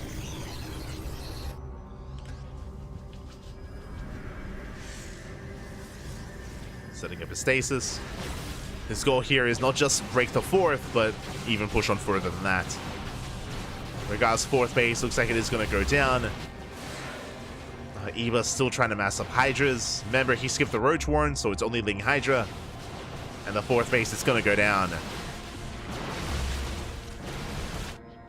Eva trying to take a backup 4th. Lings go for a counterattack. They're going for the 3rd. Shield battery is... Sorry, the 3rd base is exposed. Going for the shield battery. Overcharge gets popped. And Nightmare, he should be able to defend. Shield battery does barely fall, though. At the same time, Stalkers, they push in. And there's not much at home. Yeah, there's no Lings. Hydras are still in production. Queens are exposed. And Nightmare, he's breaking through. There we go. Lings, they have now spawned in. That's the little Lings. Eva, he holds. Did race back home for a moment. Nightmare still reinforcing. And behind this Nightmare, he did take a 4th. Did expand. Lost 8 probes at his 3rd. Eva, he's trying to hold on, struggling to even. 20 more Lings in production. Against purely Link Stalkers, Ling Hydra can actually fare better. As long as we actually have Lings, though.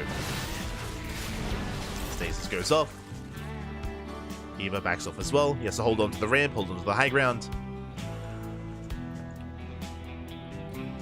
Overseer confirms lack of gases and saturation.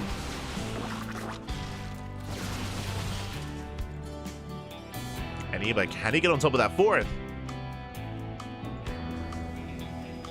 Lings, they do run past. There's a Zella warp in just in time. Nightmare will defend.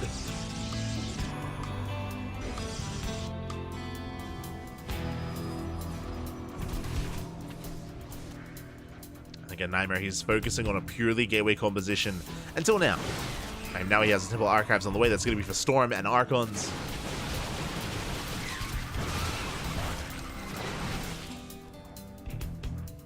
Poking forward. Amassing up more Hydras.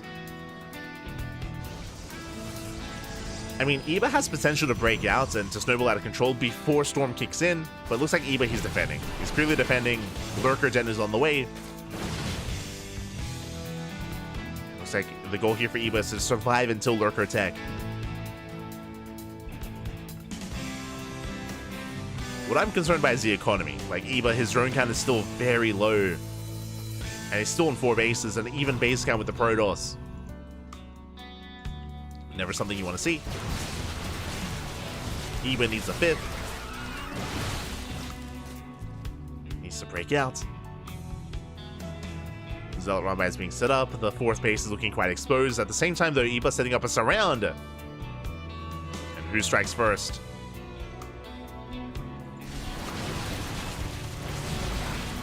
There's that stasis. Bear that in mind. There we go. Eba trying to come in for that surround as well. Catches the Oracle. Catches the Stalkers. Not bad. Yeah, most Stalkers do fall. Eba shuts this down. Gets eyes on the proxy. And will clean up so many Stalkers. A big loss here for Nightmare. And Eba, he's morphing in the Lurkers. 14 Lurkers on the way. That's a lot of Lunkers, papi. 17! 17 Lunkers. Let's go. Nightmare is taking it to Sky Toss, but that's a little bit too late. Fleet Beacon is on the way. Eba, now is the time. I'm not too fond of the idea of Eba waiting to max out and waiting for the Hive, waiting for upgrades. And when Nightmare has so little. Like, this is Nightmare's army. Melee Zealot.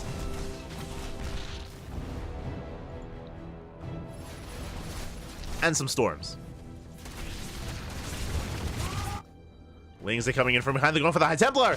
The Storms! Get out one. One Storm gets baited. But again, this army for Nightmare, it's so fragile. If given time, though, Nightmare, he will mass up Archons and mass up Sky Toss. Eba making 7 more Lurkers. Jesus. How many Lurkers? It's getting 24. 24 Lunkers, papi. Lurker range is on the way.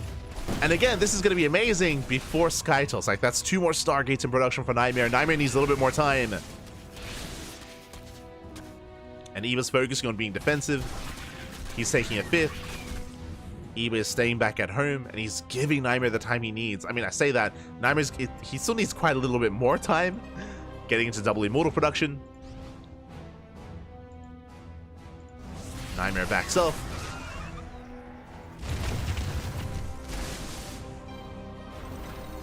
Getting another expansion. Eba is moving out. He's looking to strike. I believe Nightmare only has 2 Immortals. That's a lot of Storms, though. First Storm does land. Eba does not have Hive upgrades. He only just got Lurker range. Another Storm does catch the end of the army. Another Storm as well. Still plenty more to work with. Oh my god, the Spine shots, though. The Lurker shots. And they punish the ground army of Nightmare. And Eba is slowly gaining ground. Nightmare, he does abandon his base. He's going for a Zealot Rumbai, defending with purely Storm. Mothership has arrived. Zealots are spotted. Eba has to respond. Oof. And it looks like Eba, he will go to some of the expansion. The 5th base is denied. Nightmare catching reinforcements. Again, Nightmare, he cannot push into this, so he's catching reinforcements instead. He's rotating around. Building up more Immortals. Storm connects. Eba looking for... Sorry, Nightmare looking for another way in. Eba's maxed. He's maxed out. He has the Lurker upgrades. And I feel like Eba, he can collapse on this position. Alas, Zealot Rumbai is keeping him pinned back at home. Is still threatening him.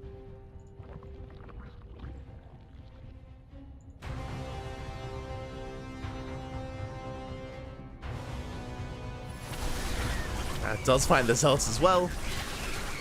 Oh, not gonna be the best trade for these Lings. But here we go, Nidus Storm into the main. Uh-oh. If Nightmare doesn't notice, does he? Carrier production has begun. Again, Eba is on a timer. And the Nidus will finish. And Nightmare, he didn't notice. Lurkers into the main. At the same time, Lurkers are back at home to defend. Nightmare doesn't push in. Forced to recall. Does recall back home. Carriers, they're a couple of seconds away from finishing. They're in production.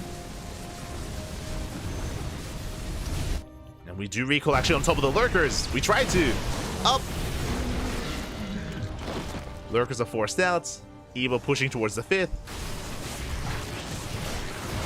The Lings, they force out more storms. They catch the High Templar. And can Eva deny these expansions? And he is trying.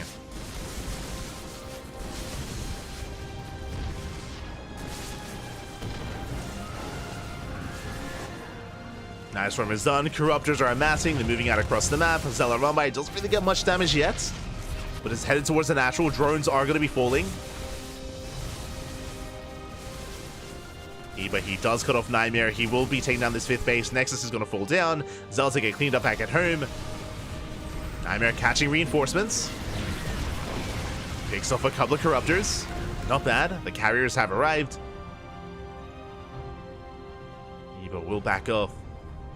Meanwhile, oh my god, 18 drones! The Zealot run by! Aye, aye, aye. 18, 25 drones go down. That is brutal. Eva, his economy is crippled. Tells us so much to the one Zealot run by. Meanwhile, Nightmare reinforcing, now with Mass Archon, Mass High Templar, Mass Storm. Jesus. His army is looking quite robust. Likewise, Nightmare, he has a new 5th base getting up and running. He has an expansion, that's what's important. Nightmare has mining, Eva less so. He just redroned.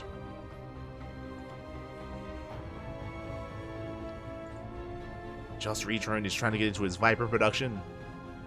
Nightmare has map control, both armies are maxed out, and I would say at this point that Nightmare, he survived long enough to embrace Skytoss. He's got 3 more carriers on the way, up to 6.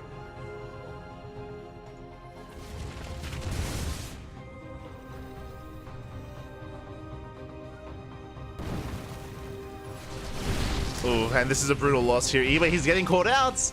Too many lurkers. An expensive army here for Eva. He's trying to get away. He's trying to escape. Nidus Worm is on the way. But there's no escaping.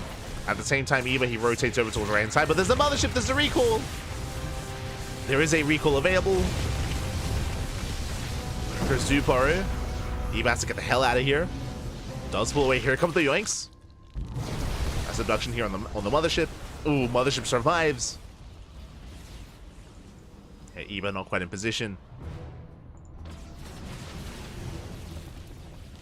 Eva has to back off again. He cannot fight this head on.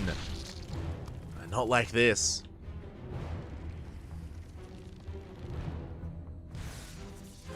Yeah, now Nightmare, he's reached kind of peak Skytoss here. 6 carriers, 7 Archons. A good amount of storms, feedbacks to the Vipers as well. No more abductions. Nightmare, he's reached his final form.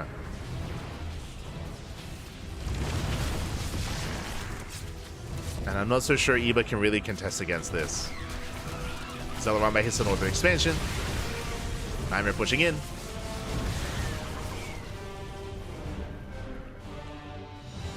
You know, against this kind of army, that's what you need. Broodlords, Corruptors, Infestors, Fungal Growths, Vipers as well. The mothership does overextend. Mothership goes down. Not a bad pickup. Gets a carrier as well. But Eva did lose a base and a mineral line. He lost an expansion. Oof. That brutal storm of the Corruptors.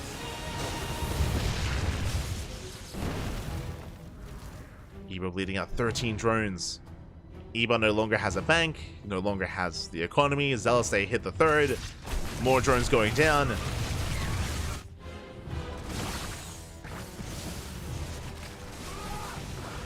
And Nightmare just pulling Eba apart. The 3rd towards the natural. Storm goes up.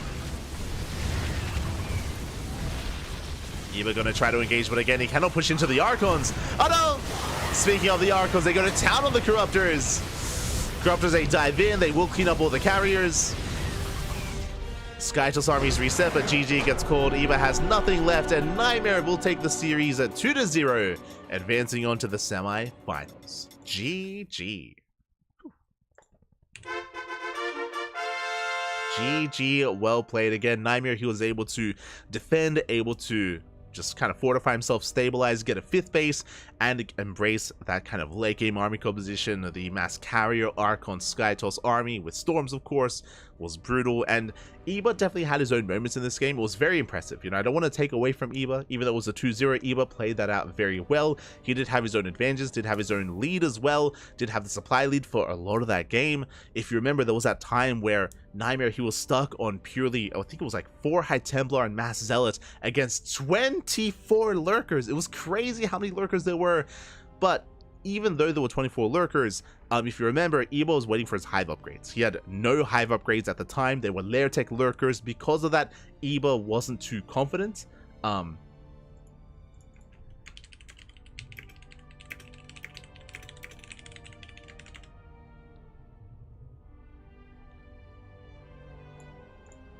Eba wasn't feeling too confident without his Lurker upgrades, so he was being a little bit more tentative with how aggressive he wanted to be. Likewise, he was also waiting for his Nidus to finish up as well. So because of that, Nightmare was given the time that he needed to actually tech up and actually stabilize and build up, you know, his death ball of an army. And with that, GG. GG, well played. Nightmare does take the series, and with that, Nightmare advances on to the semi-finals. GG, well played.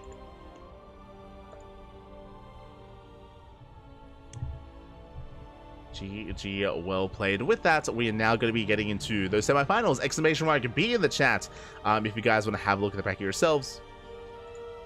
Let's head on over.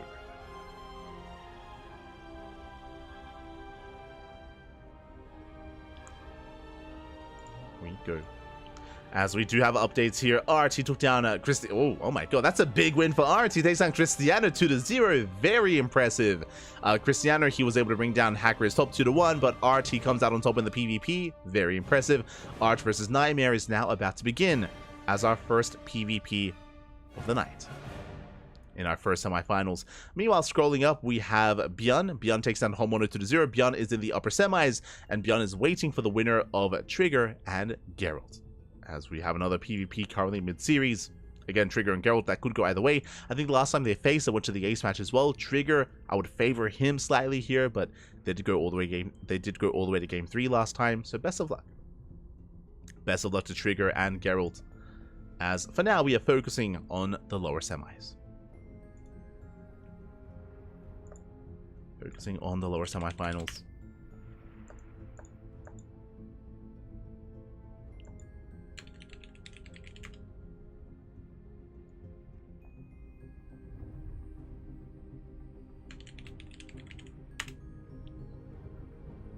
We go. Again, vetoes are underway.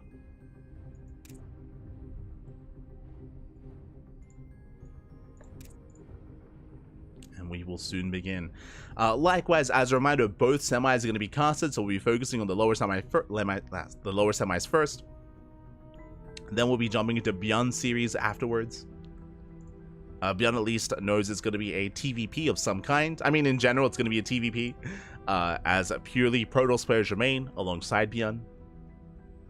And again, shout out to Eba for competing, for making it as far as he did, you know, repping that Zerg flag up until the quarterfinals. And there's definitely a world out there where Eba could have forced the ace match and we could have even seen a game 3. It was not out of the realm of possibility. Eba definitely has it in him to go toe-to-toe with Nightmare. So GG. GG, well played. I'm sure we'll be seeing more of Eba in the coming weeks. What I will say, though, is I don't think Eba's going to be playing next week, just because he was letting us know that Epic LAN is going to be taking place over the weekend. It is a big offline event in the UK. So I think that will be going over STC.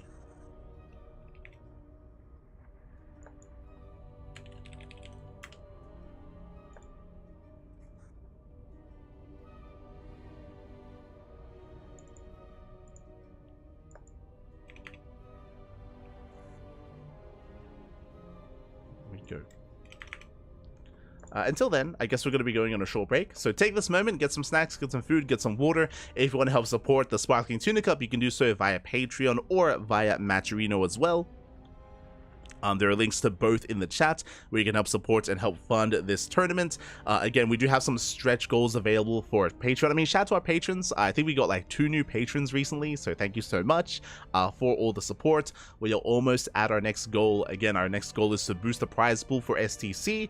You can see we're almost there, and after that would be to allow for top 4 to get paid out instead of just top 2. You know, this tournament is pretty top heavy. Only top 2 gets into the money, but if we can grow the Patreon, then we can help pay out top 4 as well. That's the goal, at least. That's the hope. Regardless, for now, we're going to be going on that short break. When we return, we will have the PvP. See you soon. See you soon, Pat. See you soon.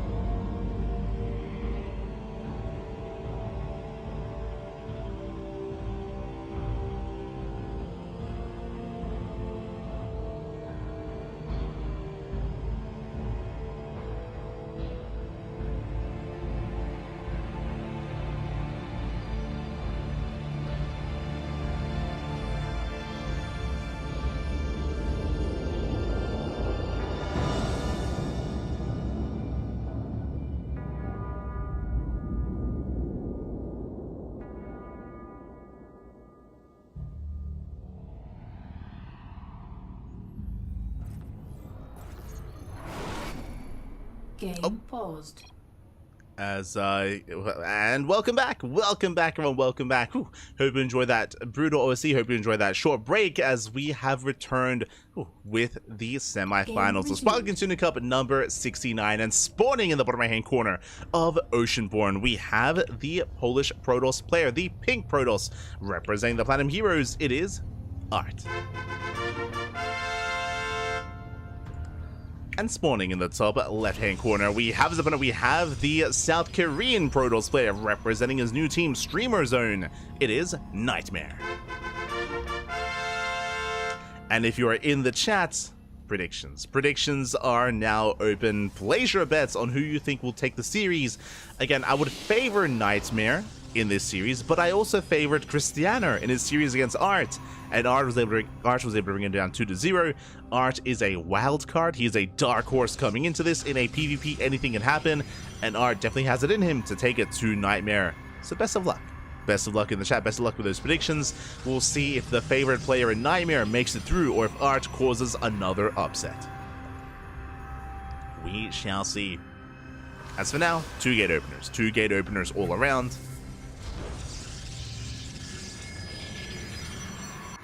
It's going to be 2 gate here out of Nightmare, 2 gate out of Art, and we're settling in.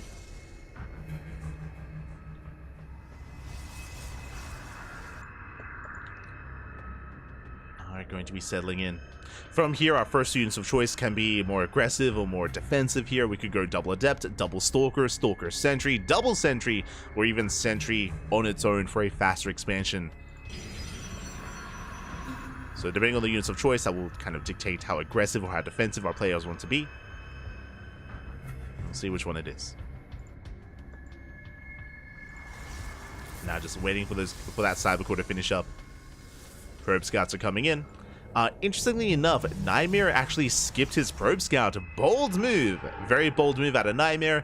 As a result, Nightmare, he will have a slightly more efficient start, as he has 1 extra worker back at home mining, of course. Meanwhile, Art does not. So slightly more economic here out of Nightmare, but he is in the dark. Meanwhile, does open up double Adept. Double Adept opener out of Nightmare. Art opening up Adept Stalker. followed by the Stargate. So with this, Art, he can actually get into Oracle Harass. I actually really like this from Art just because Nightmare has no idea what's going on.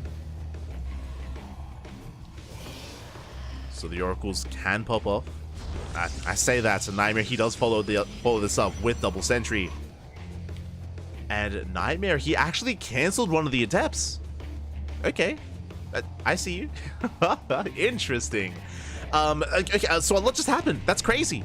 So Nightmare, he cancels the Adept, so he only makes one with the extra money. He actually throws down a much faster expansion, so very early Nexus out of Nightmare, a little bit later out of Art, so slightly more greedy here from our blue Protoss. Follows it up with sentries, scout across the map, and the Adept does shade into the main. Probes are going down and gets a full scout anyway. 3 probe kills already, getting up to 4 probes. Oh, this is far too much. 4 probes go down, getting almost a 5th probe towards the end. 5 probe kills. Ay, ay, ay. Yeah, brutal damage early on. Art's moving out with his Oracle, but alas, I mean, the Oracle's been scattered, forced to spend energy as well. Nightmare, he has time to respond, time to react. Shield battery is done. And Nightmare, he is ready. Again, one Oracle doesn't really do much at all when there's a shield battery involved. Hallucination will scout, will confirm. Nightmare's in position. Does deflect. Now, thankfully, Art, he will keep this Oracle alive. Even though the first Oracle hasn't done much, there is now a second Oracle. And 2 Oracles, they can one-shot probes. So if Nightmare is out of position at any moment, even with a shield battery, Nightmare, he can pop up. He can still deal damage. Sorry, Art can still deal damage. Falls back to the Stalkers. Building up more Oracles. Behind this, taking into Blink, both players at least. And Nightmare so far has an economic lead. Remember, Nightmare, he had a faster expansion, and he had those probe kills earlier. So Nightmare is ahead. The pressure's on Art instead here. To get damage done, dips in, Sorg's in position. One of the Oracles is going to go down, and this is not a worthwhile trade for Art. He gets 3 probe kills, which is good, but he lost the Oracle, which sets him behind. Now he's down to 1. Third base being taken by Nightmare. This is a little bit greedy. We'll see if he can get away with it. Art has the potential to respond with hyper-aggression. That's a lot of Stalkers that have been massing up back at home. As Art did throw down a 3rd gateway.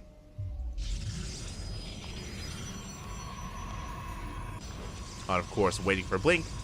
Blink is still on the horizon here. Still on the way. And we'll see if he can get there. As Art is taking a much later 3rd.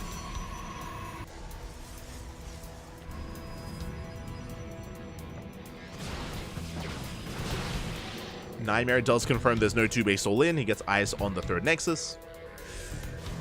Likewise, he gets eyes on the Stalker army as well. So Nightmare, he is aware he's down in Stalkers, but he has shield batteries. One at the 3rd, one at the natural. He has the overcharge as well. Sentries for force fields. And Guardian Shield. Defensively, Nightmare should be fine.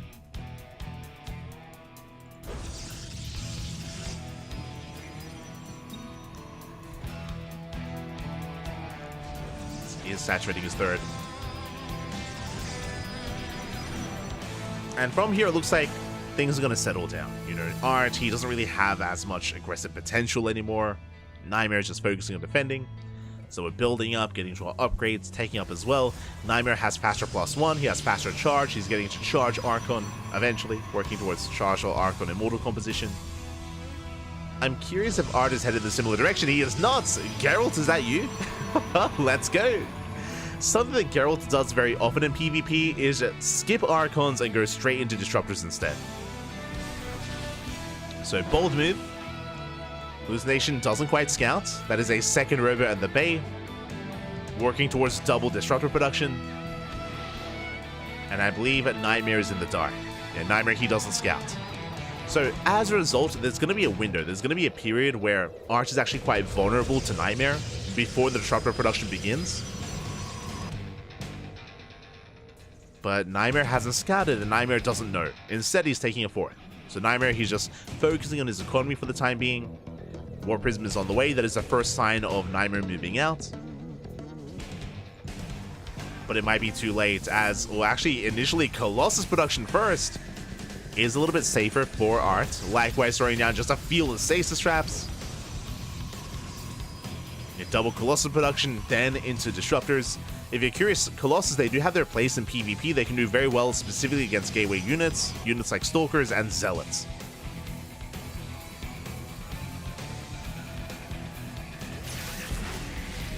There's Nightmare with the hallucination probes. He does bait out the stasis traps. Very nicely done. More Zealots have arrived, and the Colossus are not ready. Colossus are not ready. Nice stasis does pop up. Takes down the Zealots. Stalkers pushing in. Zealots are stuck behind the stasis ones. But there's the overcharge. And Art, it looks like he should be able to hold on. Overcharge runs out, so the Zealots. Colossus has arrived. And with the help of the Colossus, Art, he should be able to hold on. It's going to be close. Zealots, they do break out of stasis. Oh, he dives in. He gets one. One Colossus goes down. More Zealots are funneling in. And Nightmare, does he have enough? It looks like he barely does. He breaks through the defensive line. GG gets called, takes down both Colossus, and Nightmare takes game number 1. Whew. GG. GG, well played. Very decisive move there by Nightmare. We mentioned there was that small window, if you remember, how Art was vulnerable before he was able to get into, at the time I said, Disruptor production. Likewise here, Colossus production. Art, he needed a little bit more time to get into his Colossus and eventually Disruptors as well. Alas, Nightmare, he hit just before the Colossus and just as they were popping out, and did break him before Art could really get into his own game, can really get into his own tech. GG, well played. Nightmare does take a lead, and now we're jumping into game number 2.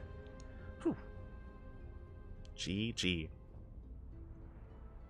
Again, just a very decisive attack from Nightmare. It was then and there. Otherwise, he would have been forced into a longer game state, and he would have fallen behind tech-wise as Colossus, as they built up, and as more robo-based units kind of get into the mix as well. Nightmare would have been outscaled. Now we're getting into game number 2. Nightmare needs one more to advance on to the grand finals. Art has to fight back here and now to force the ace match. Here we go. Meanwhile, it looks like we have an update for the upper semis. Trigger takes down Geralt 2-1. Went to the ace match. Once again, it goes all the way to game 3. But a shout out to Trigger as he does advance on to the semifinals, where he's going to be facing off against Bjorn. And they should be waiting for us. I believe they're over on the Korean server. Trigger, he is living in South Korea. He's been there for a couple of months at this point. Bjorn likewise as well, and we'll be jumping into the upper semis after we wrap up here. We will get there.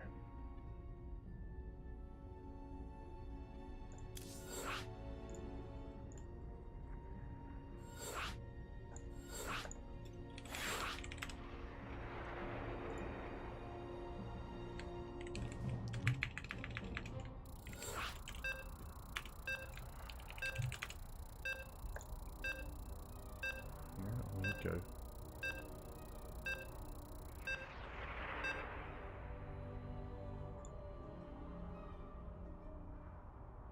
I'm also getting my VPN ready, so when we head on over to the Korean server, I can just quickly turn that on, hopefully.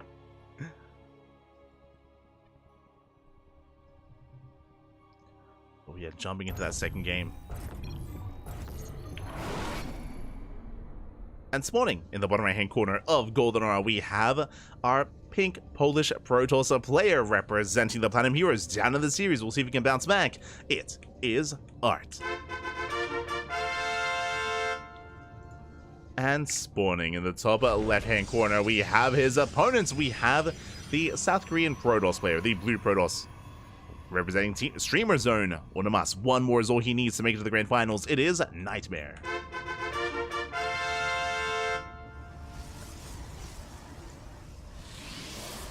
See in the chat, dive bombing the Colossus takes a lot of cojones, papi. You're not wrong.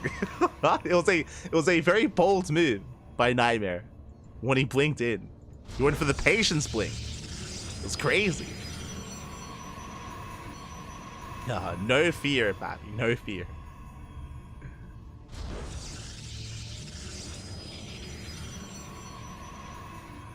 But for now, we're settling in. Once again, 2 gate openers. Now, we did see that Nightmare did spice things up last game, where he went double Adept, cancelled an Adept, and actually threw down a very cheeky, very fast second Nexus, which put a lot of pressure on Art. We'll see if he does something similar. We'll see if this time Nightmare commits to the double Adept. As in Game 2, it does make sense. Nightmare this time is scouting. He's moving out with his probe. Remember, in Game 1, Nightmare, he skipped the probe scout. He wasn't punished for it, and this time he might be, as Art is throwing down the pylon elsewhere outside of the main. Now, as we can see, it is a fake proxy pylon. It is designed to try to get into the head of Nightmare and try to force an overreaction. But I do like this. I like this in Game 2, considering that Nightmare skipped a scout in Game 1. So it's kind of the mind games that are coming into play. Now coming in. Nightmare, he scouts, he confirms. Hold up. Where's your second pylon? What's going on? What exactly is happening? As Nightmare, he has his own second pylon in the main. Third pylon in the main base as well, a little bit further back. And Nightmare is scouting. Now, based on his scouting pattern, it looks like he will find the pylon eventually. Actually, quite shortly.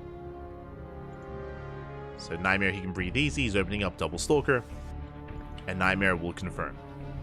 He gets eyes on the pylon. Realizes that nothing too crazy is going on. Now, Nightmare, he did send out a second probe. So, this is a little bit more inefficient for the blue Protoss. 2 probe scouting when there's nothing to scout. Meanwhile, Nightmare going for a 3rd and 4th Stalker and for a Stargate as well. Okay, very aggressive here. Basically, Nightmare, he is heavily delaying the expansion. Art, he's already got his own. His own Nexus is already on the way. Nightmare just now gets thrown down. But the reason why this was delayed, again, is in favor of Oracles and more Stalkers. So Nightmare is going to be the aggressor this time early on. We'll see if Art can keep up. Hallucination moves out. Now, Art, he can compare the timing of the Nexus with his own, so he knows that the Nexus of Nightmare is later. And there we go, he confirms the Oracle production. So Art is aware. Art is getting ready. Setting up in the main.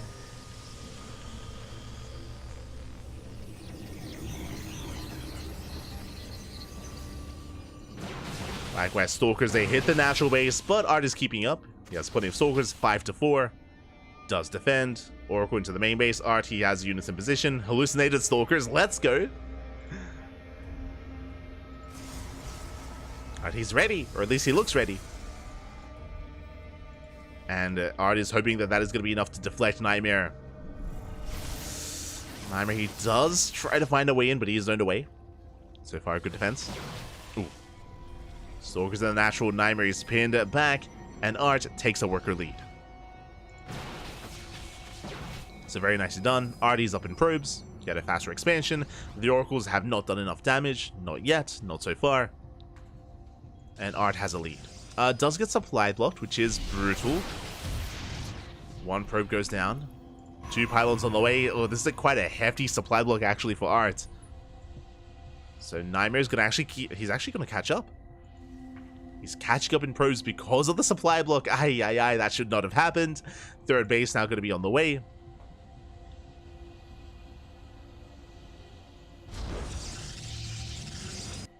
And Nightmare is recovering.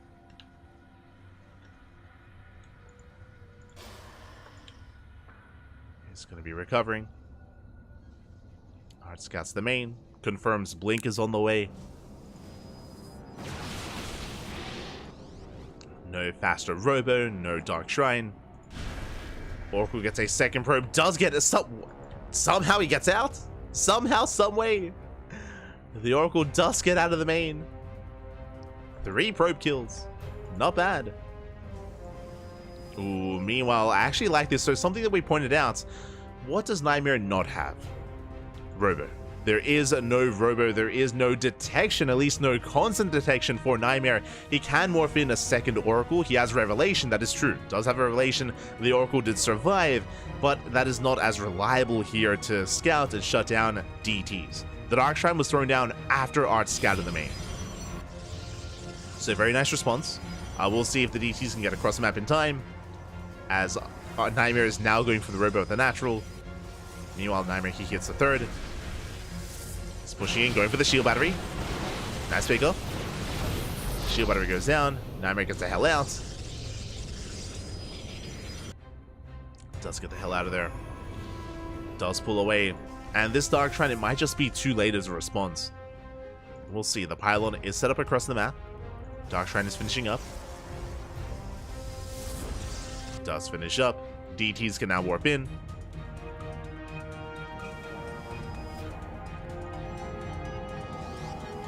And do we have detection back at home? There we go. Observer is already on the way. So unfortunately, this was just a little bit too late here for Art. DTs are waddling in. So far unscattered. The Observer does spot them. Yeah, one DT goes down. The other gets trapped at the wall. More DTs on the way. Getting into the mineral line. Doesn't get a probe. May not be pushing towards the third, but so far this just hasn't been worth it for Art. Yeah, we get the revelation. Stalkers, they hit the fourth, but Nightmare is in position. Art gets 3 probe kills, 3 probes for 3 DTs. Not worth it for the pink Protoss. And now Nightmare's counterattacking. He's moving out. Miss rally. No! 3 Stalkers. 3 Stalkers get caught. GG gets called. Too many losses, and Nightmare will take a 2-0 lead. Will take the series 2-0. GG. More of a sudden end here to Game 2. Game 1 was more intense, was very intense, and was very a little bit closer when it came to Art taking into his Colossus and trying to get ahead from there. But here in Game 2, a little bit less so. GG, well played. Nightmare advances on to the Grand Finals. GG. Again, Nightmare, he shut down the DTs. He was able to pop off with his Oracle Harass as well. He was able to catch up in the early game to the worker count, of course, of his opponents, and yeah, did snowball from there. Just some rough little missteps and rough little mistakes there from Art. In the end, Nightmare, he proved too much, and will be our first finalist of the night. He will be our first finalist. And now we are heading over to the Korean server to jump into our second semifinals. Here we go. Jumping into the second semis, it's going to be a TVP between Byun and Trigger. Let's go. You just need a moment to set things up and to jump on over.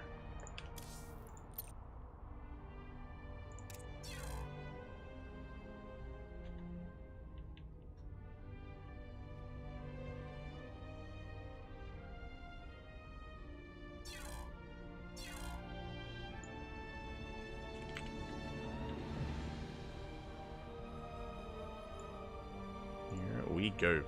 So Byun versus Trigger, I believe vetoes should be underway. Yeah, just setting up. And again, Byun is the #1 seed. Nightmare was the #2 seed, so, you know, coming into this, they were the 2 favorite players to make it into the grand finals. But Trigger has been improving so much over the past couple of months. It's been very impressive to see his rate of improvement. For those who do not know, Trigger, he is in South Korea. He actually went to Korea before EWC. He went to Korea and he was living with Clem, he was living with Estrella and Future. They were all living in a team house or an Airbnb together, practicing, training, improving, getting ready for EWC. And I mean, hey, that resulted in Clem winning the entire tournament. It was really impressive. Of course, Clem now the best player in the world, partly because of the training he was doing in Korea with the NA boys. And that practice, that improvement is now showing for Trigger. Like, Trigger has been looking very impressive as of late as well. All that practice is now paying off. And we'll see if he can bring down a player of the caliber of Byun. He's done it before. Can he do it again? That is the question. That is the question.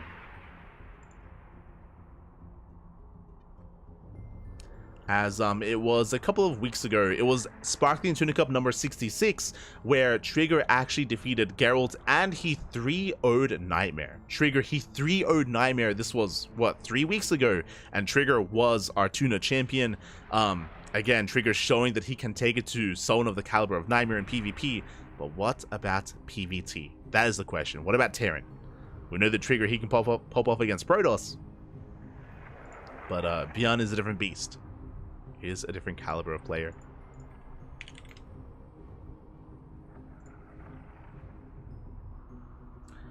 For now, though, it looks like our players, they need some time. Looks like our players, they need a couple of minutes here to get things ready.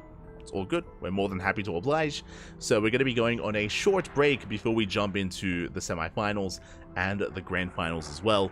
As a reminder as well, before the grand finals, there is going to be a random raffle. There is going to be a raffle that is going to be taking place. The raffle is for the players, not for the people in the chat, or I guess if you played as well, I guess. But there is a $5 random raffle that is given to any player that competed tonight. Doesn't matter if you got knocked out in the first round, or if you're in the semis or in the grand finals, you're equally eligible for the raffle.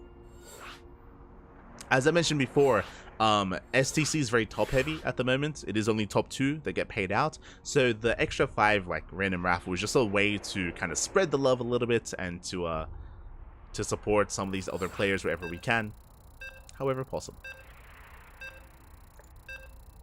Well, we do what we can. But that's going to be after this series. As you can hear the beeps, we are loading into Game 1 on Ghost River. Let's go. Let us go.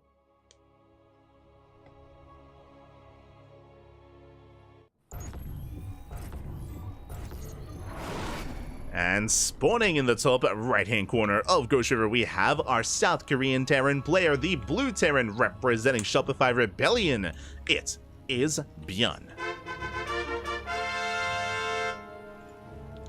And spawning in the top left-hand corner, we have his opponent. We have the red Protoss player from Canada, the Canadian Protoss, representing Basilisk. It is a Trigger. And as a reminder, both players are in South Korea, so ping is not really much of an issue. Both players playing from the same country.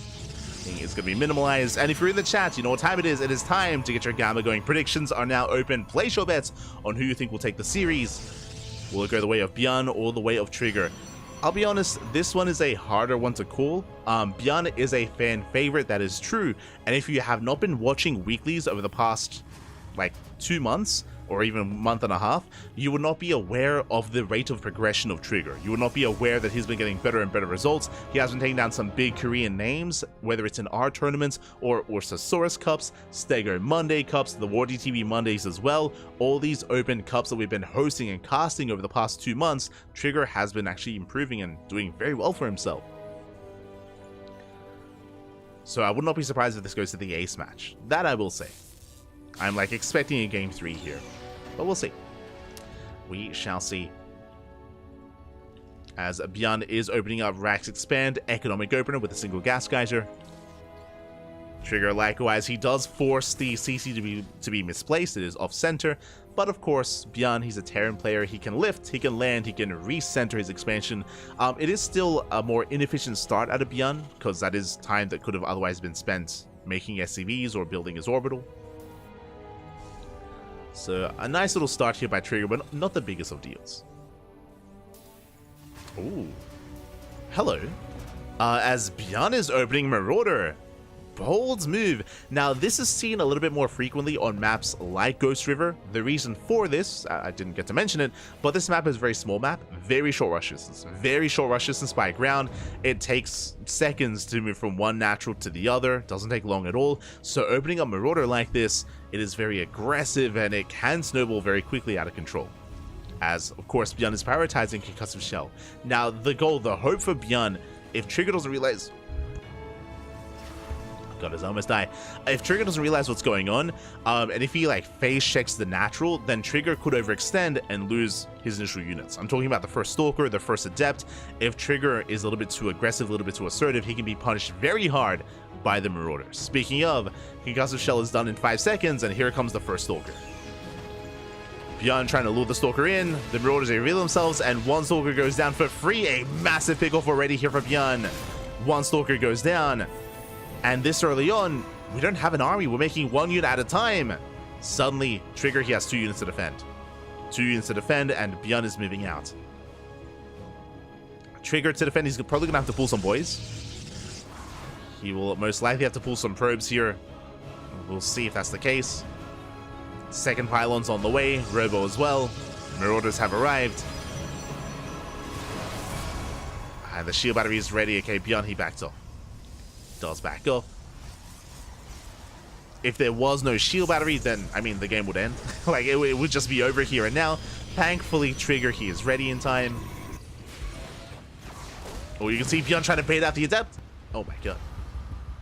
Cheeky move out of Bjorn. Very cheeky. Trying to bait out Trigger. Speaking of, okay, Trigger moving out with 3 Stalkers. Bold move. Bjorn does spot the army. Reaper goes down. And Trigger, he will be able to take down the Marauders. Is going to cost Trigger a Stalker, but he does get both. Both Marauders go down. Not the worst trade for Trigger. Meanwhile, Bjorn behind this, getting his own 3-1-1 setup. Widowmines, they are set up here on top of the ramp. And Trigger, he doesn't risk it. He backs off. Does back off for now. Establishing a third base. It is going to be a Blink. Oh, my apologies. It is going to be a Blink-based opener, but not just Blink. Trigger going for a Dark Shrine as well. Bold move here out of Trigger. Bold move. He's crazy. Is going for the DTs. At the same time, Bjorn going for a Widowmine drop towards the main. Can a Trigger keep up? As he has moved out across the map and gets eyes on the natural, shading into the main. And he's actually going for the main base himself. And both players going for their drops. Trigger, he does scout, he does respond. Widowmine will burrow. Oh! Not bad, 4 probes go down. And massive damage in the main base of Trigger. Meanwhile, more Widowmines, more workers. Oof. Nice dodge there from Trigger. 5 probe kills for 1 Widowmine. Very efficient trades here by Bjorn. As he escapes with 2 of those Widowmines, and he can always dive back in.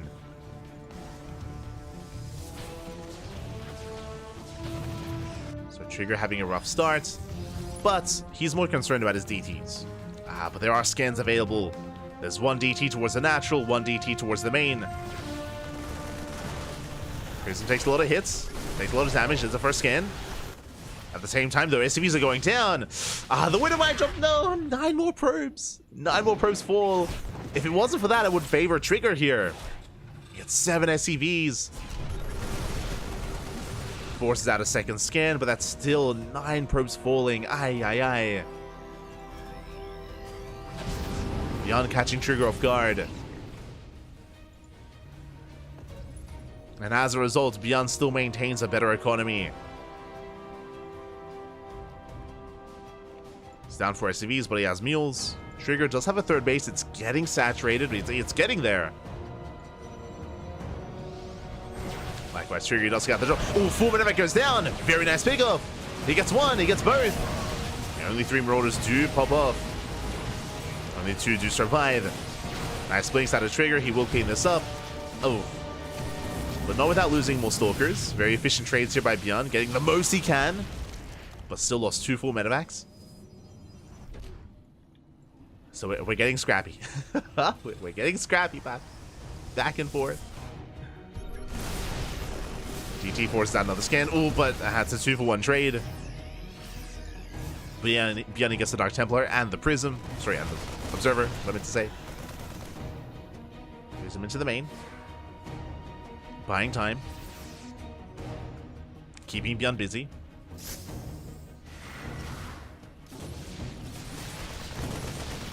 Keeping him pinned back. Colossus production has begun for Trigger. He's taking extra gases. Trigger needs a little bit more time to stabilize and to get into his splash damage. He's almost there.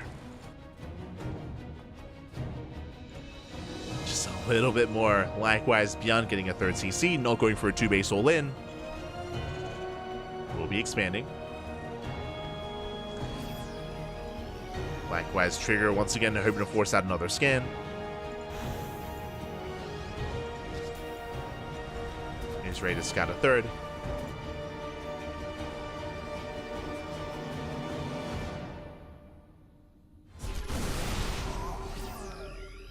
As the army does now move out, and it's very Marauder heavy. And again, this is typically how Beyond does approach TVP. Very Marauder based. Allows him to tank Colossus and Storms as well. As I'll say, busts into the natural.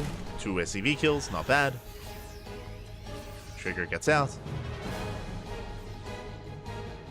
First Colossus has arrived. Trigger is getting a 4th base, that is true, but still doesn't quite have the economy he's hoping for. Still just making 1 Colossus at a time.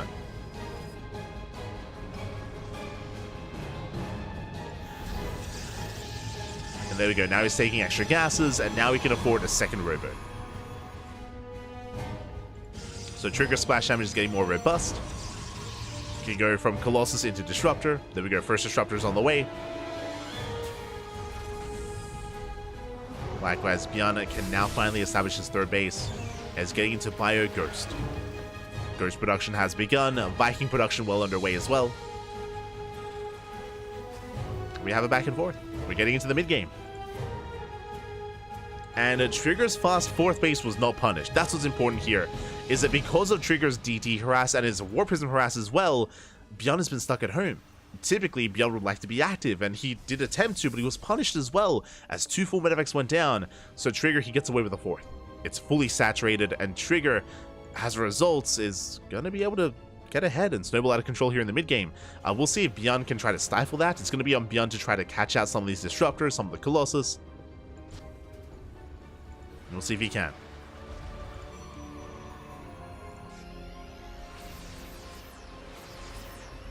As the pressure right now is on Beyond, as he was forced to be more defensive and more passive, which isn't really where Beyond's strength lies. Where his strengths do lie. As he's vying for map control, Trigger will soon max out. And once Trigger maxes out, I mean, he can break the 3rd. He can try to. Beyond, on the flip side, he needs more time. Building up more Vikings, building up more Ghosts. Looking to get into a 4th CC. It's halfway done. And Trigger, he is at 200 supply. Again, all because of that faster 4th base and because of the untouched economy. Trigger dancing with the main army at the same time. Zelsa hit the 3rd, but Beyond is in position.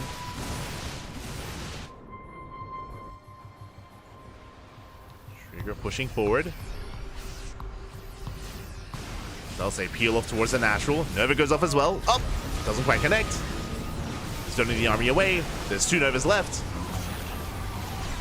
Zelsa do go down. Ooh, better connection. Gets a Ghost. 1 Ghost does fall. Trigger, ooh, getting some friendly fire there. Takes down some of the Marauders. 1 Colossus falls to the Vikings. There's 1 Colossus left. Oh, the Novas though. Not bad. The Novas are punishing Beyond. And Trigger, he's breaking that 3rd. Just out trading Beyond here. The Colossus finally is going to go down.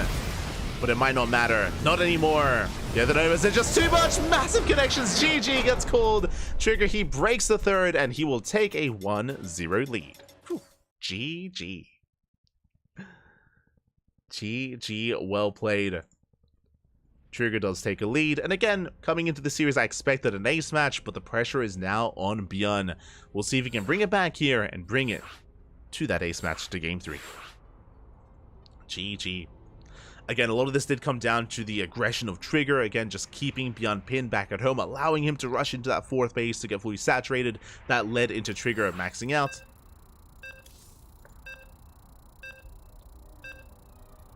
And it looks like game 2 is going to be on site Delta.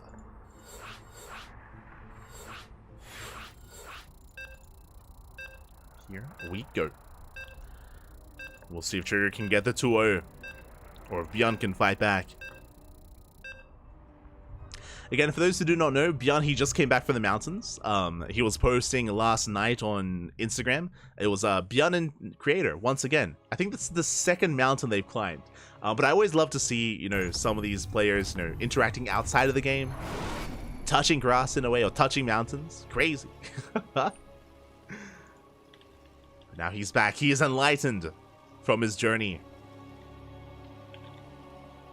We'll see if he can bring us to game 3. As spawning in the top left-hand corner, we have our South Korean Terran player, the Blue Terran, representing Shopify Rebellion. It is Byeon. And spawning in the bottom right-hand corner, we have his opponent, we have the Canadian Protoss player, the Red Protoss, leading the series 1-0 for Basilisk. It is a Trigger.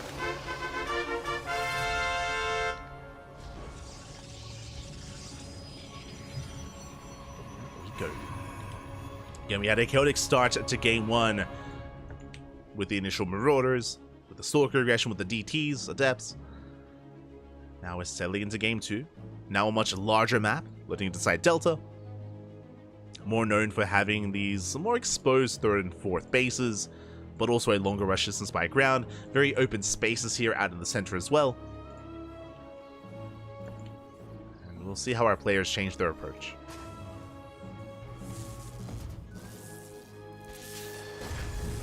Both players needed Byeon for his stress, creative for his mission. Yeah, it's nice. It's nice to hear that, like, they're, you know, spending time together, you know, chilling, relaxing. It's wholesome, Babby. It's wholesome. Is Maru getting jealous? Probably. Aye. I don't really see Maru being the one to climb a mountain, though. That's the thing. I think he'd be more of a hindrance than a help with that, but it's content though, it's content. As Byeon is going to be going for the Rax Expand economic opener, this time not forced to, you know, have it misplaced, following it up with the factory. And Trigger for the most part is aware. He's aware of the CC timing. I mean, for all Trigger knows, it could be like a 2nd Rax and a 3rd Rax behind this. It could be a fast 3rd CC as well. Byeon, especially on side Delta, is very fond of 3CC 3 Rax. We can see that is not the case here, but I'm sure that's in the back of Trigger's mind. Maru, you want to go? No. He was probably asked. For those who don't know, like Maru, Byeon, Creator, they're all good friends. They're the ex-Prime boys. Back in the day, they were all on Prime, of course. They have kind of maintained their friendship over the years.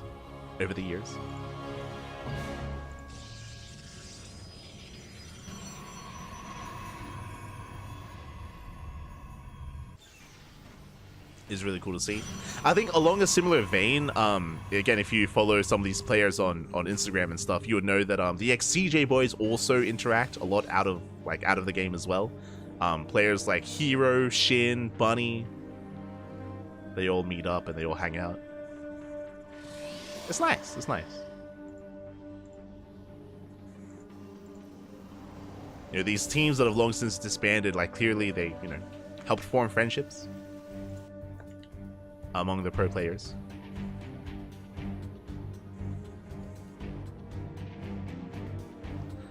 But for now, we are settling in. We do have our double Cyclone opener here out of Byeon. Now, as a reminder, Byeon did skip his Reaper. Because Byeon skipped his Reaper, that's why we're opening up Cyclone. I mean, it could be an Oracle opener, could be a Phoenix opener as well. So Byeon playing it safe. Hallucination does confirm the drop. Trigger is aware. He's getting ready. Shield Battery gets thrown down immediately. Shield Battery's on the way. Stalkers are amassing at home. Byeon is pushing in, not just with Marines, but with Cyclones as well. Cyclones are coming in to reinforce. Now, bearing in mind, these are vanilla Marines. They don't have stim. No stim, no combat shields. Really, they're designed to buffer for the Cyclones. Actually, Byeon splitting up his army. Drop into the main. Cyclones towards the natural.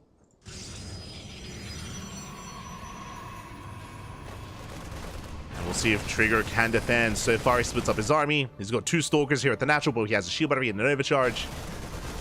And Trigger, he is holding on. 1 Stalker is going to go down, though.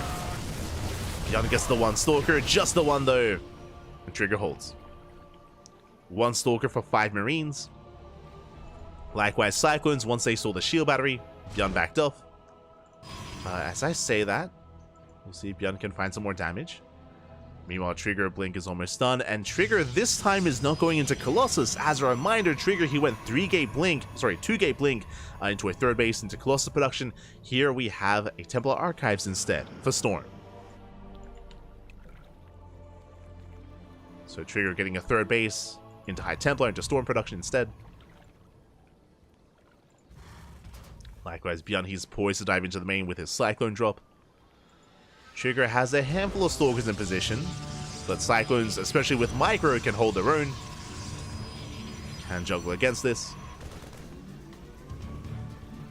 Trigger gets eyes on the main army. Tank count is building up. Stim is on the way. Beyond hoping to distract, and here comes the drop into the main. Brutal Locon's probes are going down. Late reaction at a Trigger. A very late reaction. 7 probe kills. Ay, ay, ay. Cyclones, they take down the Stalker. There's 2 Stalkers left. 8 probes go down. Oof. Trigger will clean this up, but that's 10, 11 probe kills. Oh my god. 11, 14, and Beyond, he's just pulling Trigger apart with the Cyclones, with now the Liberator harass as well. And the main army does threaten the third. Trigger, he holds, he survives, but that's 17 probe kills. That's over a mineral line. Now Beyond, with this, does take a lead.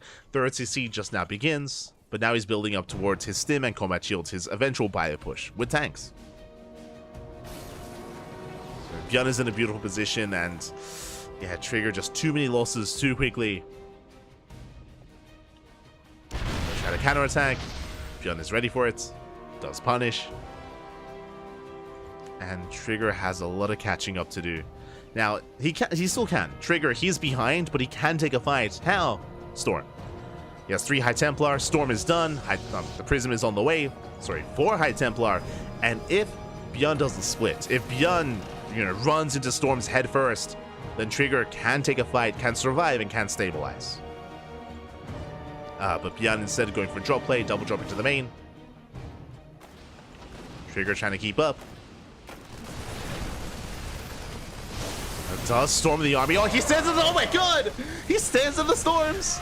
Beyond looking elsewhere. Nice cleanup. Okay. The first step. The road to recovery has begun for Trigger. Oh my god. Beyond, he's backing off. Trigger moving out. So that's an example of coming back in this game. We just need a good storm. He got it. Now he's moving out. That's still not enough though. Like, another good storm would be ideal for Trigger.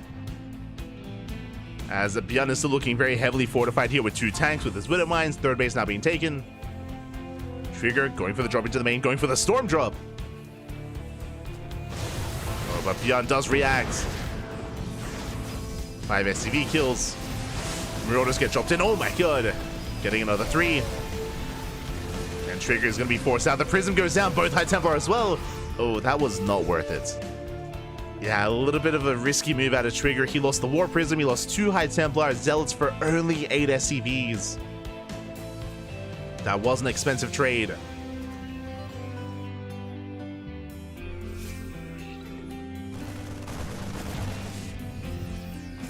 Trigger is still trying to maintain map control, trying to catch any kind of move out. Observer gets sniped. Trigger's in the dark, so he backs off. Does back off, is getting his 4th base up and running. Beyond still maintains the supply lead. You can see Trigger trying to diversify splash damage. The Bay is on the way for Colossus.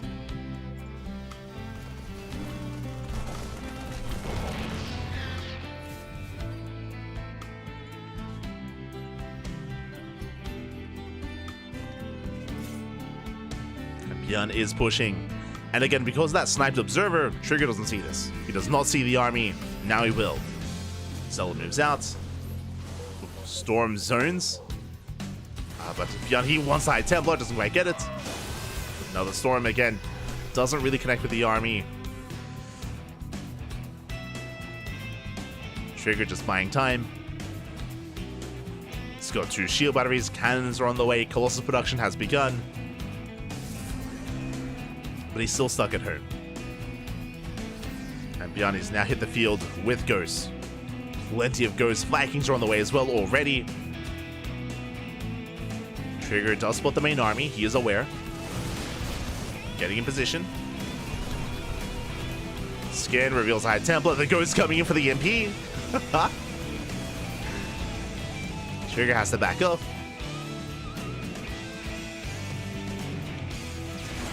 Does spot the Observer. Keen eyes out of Beyond. Very nicely done. Doesn't even scan.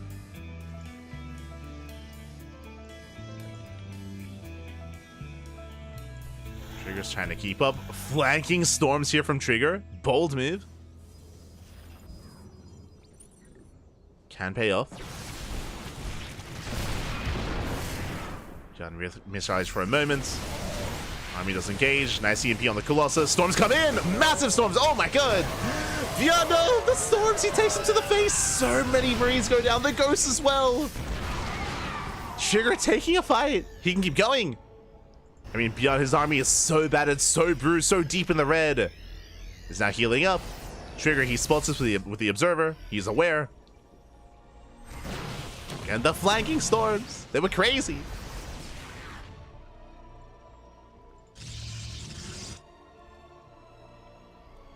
Trigger rotating around. Again, he's got 3 Colossus. The Viking count is still getting up there. It's going to be 4 Vikings, 4 Beyond. Soon to be 5. And Beyond doesn't, Trigger doesn't push in. Again, he's waiting for Beyond to expand. He's hoping that Beyond takes a 4th, and he is, but Beyond is expanding towards the north. He's taking the northern expansion instead. So Trigger, he won't be able to punish. Likewise, Trigger taking his 5th base. Both players are maxing out.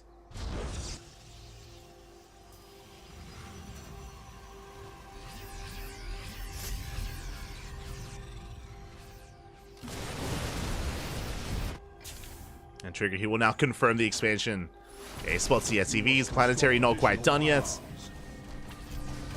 And this is more about scouting, more so than doing damage. Yeah, Zealots are cleaned up. And Trigger does respond. He's now aware of the planetary. War Prism into the natural. Is gonna slip in. Oh, the wide shots.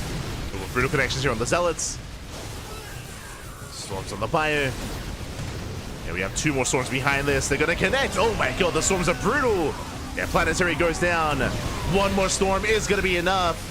And the storms are brutal. I mean, Trigger, he snowballs out of control. He breaks the base. GG gets called, and Trigger, he will take the 2-0. Oh my god. Calm down, Poppy. GG. Trigger with a bit of a shakier game too is what I will say. If you recall, Beyond, he started this game with, what was it? 17 probe kills. 17 workers went down. Beyond had a beautiful start to the game with his Cyclone Harass and with his Liberate Harass as well. It was very impressive, and if you remember at the time, it was like, okay, Trigger, he's up against the wall. Trigger is behind. What does he need? He needs some he needs some storms. He needs some storms, and he got them. He got the storms he needed. He got the storms he wanted, and yeah, Beyond, he had some rough engagements. He had some rough moments where he was looking elsewhere, wasn't quite paying attention to the main army. That was when his double drop got stormed initially towards the south, towards the main base, and likewise the flanking storms were brutal as well. Trigger, he was able to take better engagements, better fights, and did snowball out of control from there. GG, very well played. Very well played. Congratulations, Trigger will advance on to the grand finals, where he does face off against Nightmare in a best of 5 PvP. GG. GG, well played.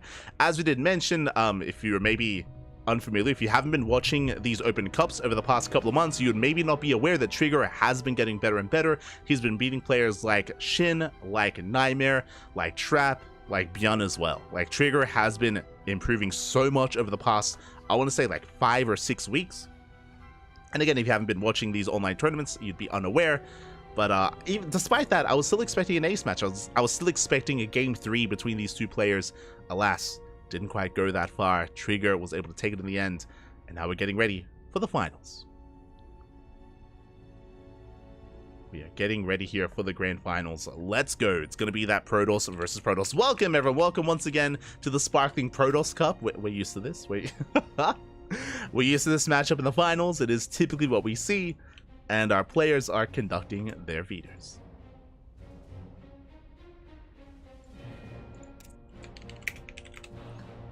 GG.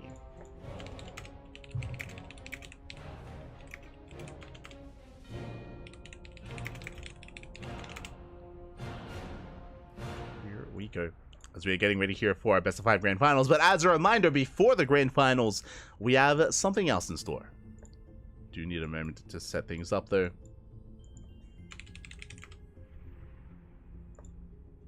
But before the grand finals, we do have the random raffle.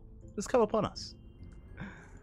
Here we go. As a reminder, every single week, every single Sparkling Tuna Cup, we have a random raffle for all the players, that did get involved. Again, this week we have 24 eligible players. That's a lot of players. That is a lot of players here in the Sparkling Tuna Cup, and they are all equally eligible to earn 5 extra USD. It's not a lot of money, not a lot, but it's just a way to spread the love. As I mentioned before, currently STC is very top heavy. Only top 2 get paid out. So because of that, it's just a way to spread the love in some way. I say that Trigger and Nightmare, they could still earn some extra money via the random raffle as well. So it's possible, but also possible for someone that got knocked out in the first round as well. So here we go. As we do set things up. And this week, the random, I still need like a little drum set. I need like a, that's what we need. But this week, the random raffle winner, the random raffle winner is Art, the Polish Protoss player. GG. GG, well played. Congratulations, Art, as he did make it to the semifinals. If you recall, he went up against Nightmare in a PvP. Did go down 2-0, but Art does earn some extra prize money here. Shout out to all the others that were just behind him. You can see the runner-ups that don't really mean much, but Kogotok, Nightmare was there as well, Dark Lorax, Rebellion, and Kret. But last, Art will walk away with 5 USD. Congrats, Papi. Congratulations. Siema. The pink Polish Protoss. Let's go.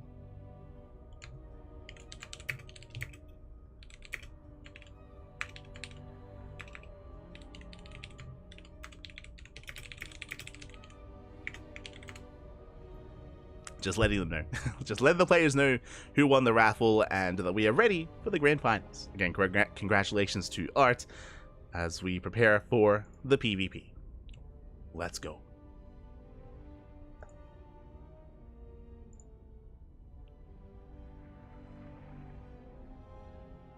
As we do prepare.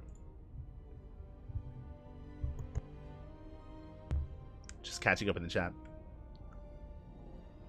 Who would win, a race as old as the universe wielding sonic powers, or some guy with a gun? You mean a man with gun? Yo, man with gun is crazy. Not good enough in this series, but they're terrifying. Oh.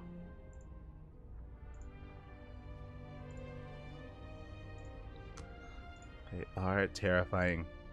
So we have our 2 final players. As a reminder, this is going to be a best of 5 matchup.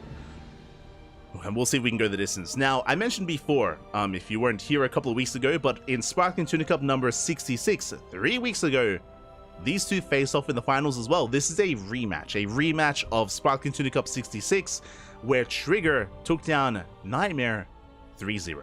It was a 3-0 in favor of Trigger again. That's just how dominant Trigger has been recently, even taking down Beyond 2-0 earlier in the semis. He was able to bring down Nightmare 3-0 in the finals. Will we have a repeat of that finals, or is Nightmare gonna fight back and get his revenge instead? As a reminder, Nightmare has also been improving over the past couple of weeks. It was a couple of days ago even, or a week ago, when Nightmare qualified for Home Story Cup. Only two people qualified for Home Story Cup. Number 1 was Clem, number 2 was Nightmare. So, I mean, that says quite a bit here. If the only other player was Clem, the best player in the world champion from EWC, alongside him is Nightmare. So, again, that does say quite a bit as to the caliber of player that Nightmare is. It is really cool to see that Nightmare is going to be traveling to Germany. He's going to be traveling to Krefeld to compete in Home Story Cup. Very nice to see, especially considering that Nightmare, he's often overlooked and often isn't really kind of seen as often, or he doesn't have as much of an international presence as players like, I don't know, like your Byan or your Gumiho or your Hero or your Dark. Nightmare is often overlooked here, so great to see that he's going to be able to perform at Home Story Cup, and we'll see if he can perform here in the finals of STC. As vetoes are done, and we're getting ready for the finals. Game 1 is going to be on Ghost River. Let's go. Vetoes are done. We have our initial map. Just waiting for our players before we jump in. And again, if you want to help support this tournament, you want to help support the Sparkling Tuna Cup, you can do so via Patreon or via Matcherino, !Patreon in the chat. We'll give you a link to our Patreon page where you can help support the tournament. You can also gain replay packs as well if you want to learn how to play like Björn, like Nightmare, like Trigger, like Shin, like Trap, and many other competitors. Then you can do so via those replays, by supporting us if you wish. I mean, we also give out replay packs to our Twitch subscribers as well, so you can do so via Twitch or via Patreon, however you please.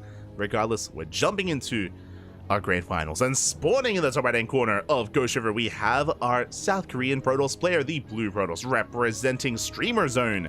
It is Nightmare. And spawning in the top left-hand corner, we have as opponent, we have the Canadian Protoss player, the Red Protoss, representing Basilisk. It is Trigger.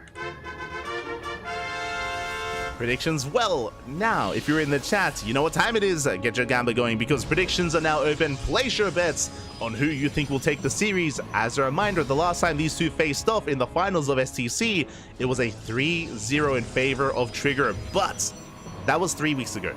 3 weeks, it's a long time. It's a long time. Since then, Nightmare has been practicing, he's been improving. You know, the grudge has been building in Nightmare, and now he's here to get his revenge. Again, I will be very shocked and very surprised if this is a 3-0 in either direction. I expect a back and forth. I do not expect a one-sided series, but we'll see. The pressure is on our players. I also didn't expect a 3-0 last time either, but we'll see. Likewise, also important to take note that both Nightmare and Trigger are in Korea. Trigger has been in Korea for the past couple of months. That is, I would say, a big reason as to why Trigger has been improving so much, is that he has been, you know, practicing in Korea this entire time. And that practice has been paying off. This is also why, if you've been tuning into the podcast, I've been discussing with Yaku, we've been talking about the improvement of Trigger, and we've been talking about the improvement of Estrella as well. And we're like, we need to host a show match between Estrella and Trigger. Like, Estrella, he is the #1 player in the Americas, but because Trigger's been doing so well recently, like, we would love to see a show match to kind of compare the two right now, because it's kind of hard to judge, just because they don't often play and don't often meet in tournaments. One day. One day we'll get the NA PvP show match. One day. For now, we're settling in. But now we do have Nightmare scouting for a proxy on his own side of the map. Likewise, so was Trigger. Bearing in mind that Trigger did not probe scout, and neither did Nightmare, so both players are playing in the dark. They're both playing blind. Just being as safe as possible. Scouting first. For those proxies. As both did open up double stalker. Trigger has the high ground, and Nightmare once again being active, looking for any stray pylons.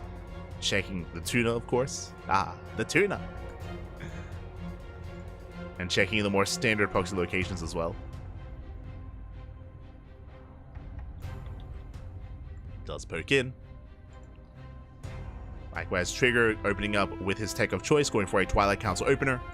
Meanwhile, Nightmare instead delayed his tech, going for a 3rd and 4th Stalker as well. So he built up a higher Stalker count. Trigger instead, following it up with sentries. And Nightmare, he will get the first volley off. Ooh, get some hull damage done on the first Stalker. Trigger in a bit of trouble. The Stalker gets low, shield battery under fire. And Trigger, he is up against the wall. Nightmare going for the pylon. Trigger, he has to wait for extra reinforcements. Does warp in. Oof, pylon goes down. Nice pick up here out of Nightmare. Nightmare backs up. Does get out of here without losing a single unit. Gets a shield battery. Gets a pylon. And is also taking towards Blink. Now, as a reminder, because Trigger skipped out and didn't make extra Stalkers, that's why he has a much faster Twilight Council and much faster Blink. Blink is already on the way for Trigger. Blink only just now begins for Nightmare.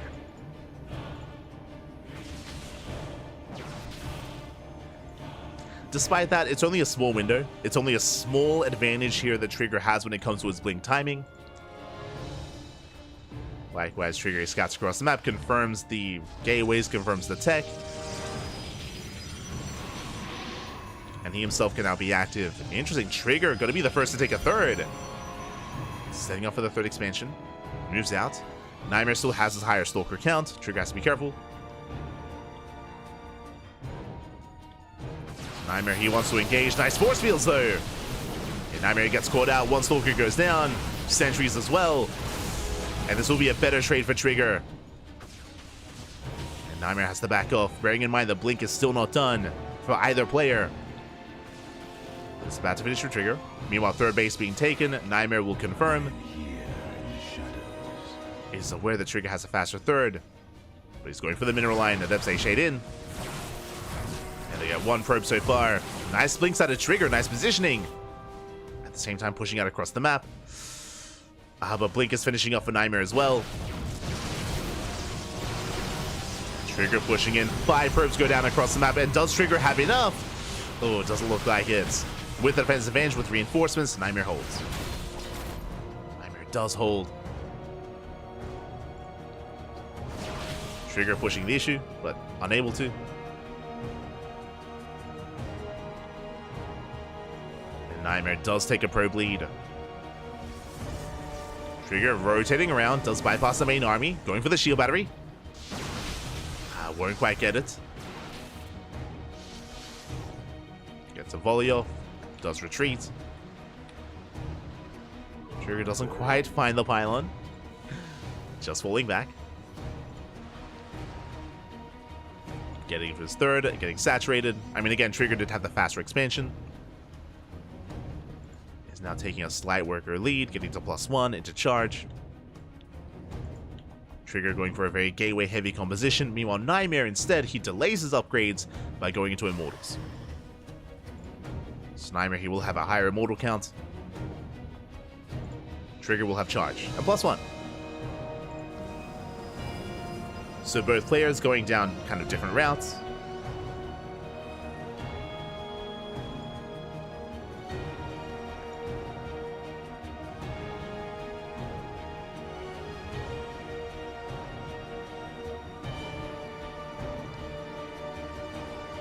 Going down different tech paths here. But now just calming things down, getting our third base saturated. Trigger still vying for map control. Hoping to catch any stray units or hallucinations. Speaking of, does find a sentry. But loses his own as well. Trading a sentry for a sentry. Oh, bleeding out extra stalkers as well. Yeah, better pickups here for Nightmare. Immortals are moving out, and where are those charge lots? Charge is finishing up in 5 seconds. Trigger needs a little bit more time. There we go. Charge is now done. +1, still a ways off. No shield battery at the third. Uh-oh. No shield battery, no overcharge. But Trigger does dive in. Going for the Immortals. Nice pickups here from Nightmare. Pulls away. And the armies, they bounce off each other. Again, if it wasn't for charge, Nightmare could have ended the game then and there. But Trigger holds. Trigger does hold on. Catches out a couple of Stalkers. Not bad. 2 Stalkers go down. Getting a 4th base. And you can see Trigger, he's staying on a low gas count. No gases at the natural, no gases at the third. Very zealot heavy.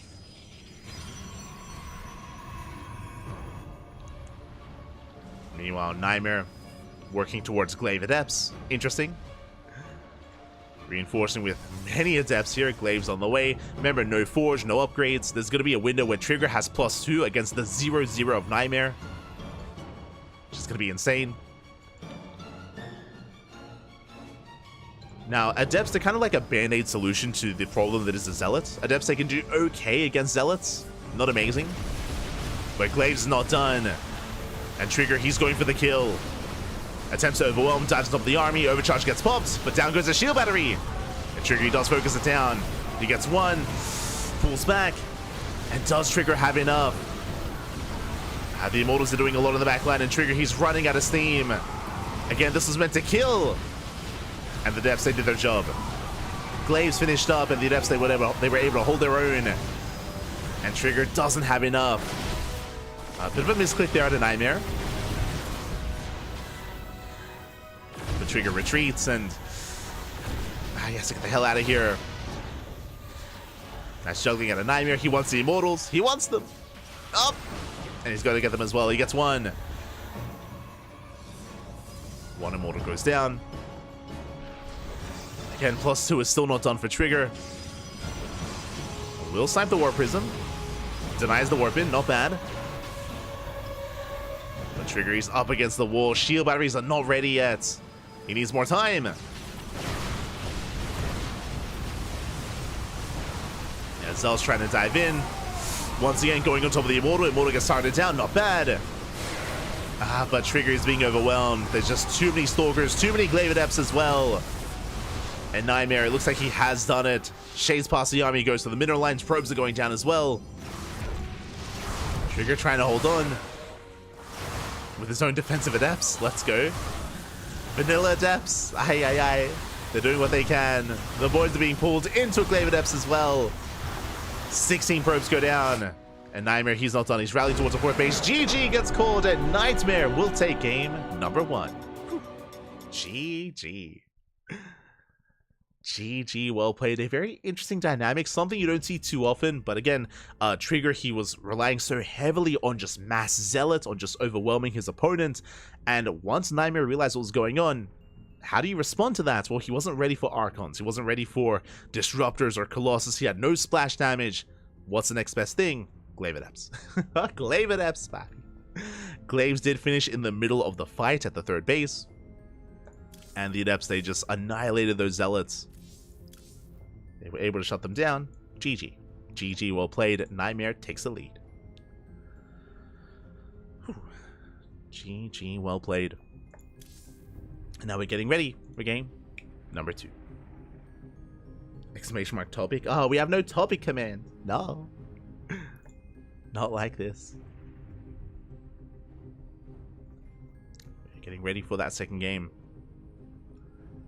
And I don't really think game 1 really told us too much. A big reason as well as to why Trigger was playing that style and being so committed and so aggressive with Mass Zealot is also because how small the map is. Again, we were loading into Ghost River as game 1, and it's a very small map, very short rush distance by ground.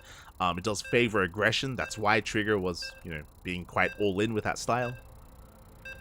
On a larger map, I don't expect Trigger to quite play like that.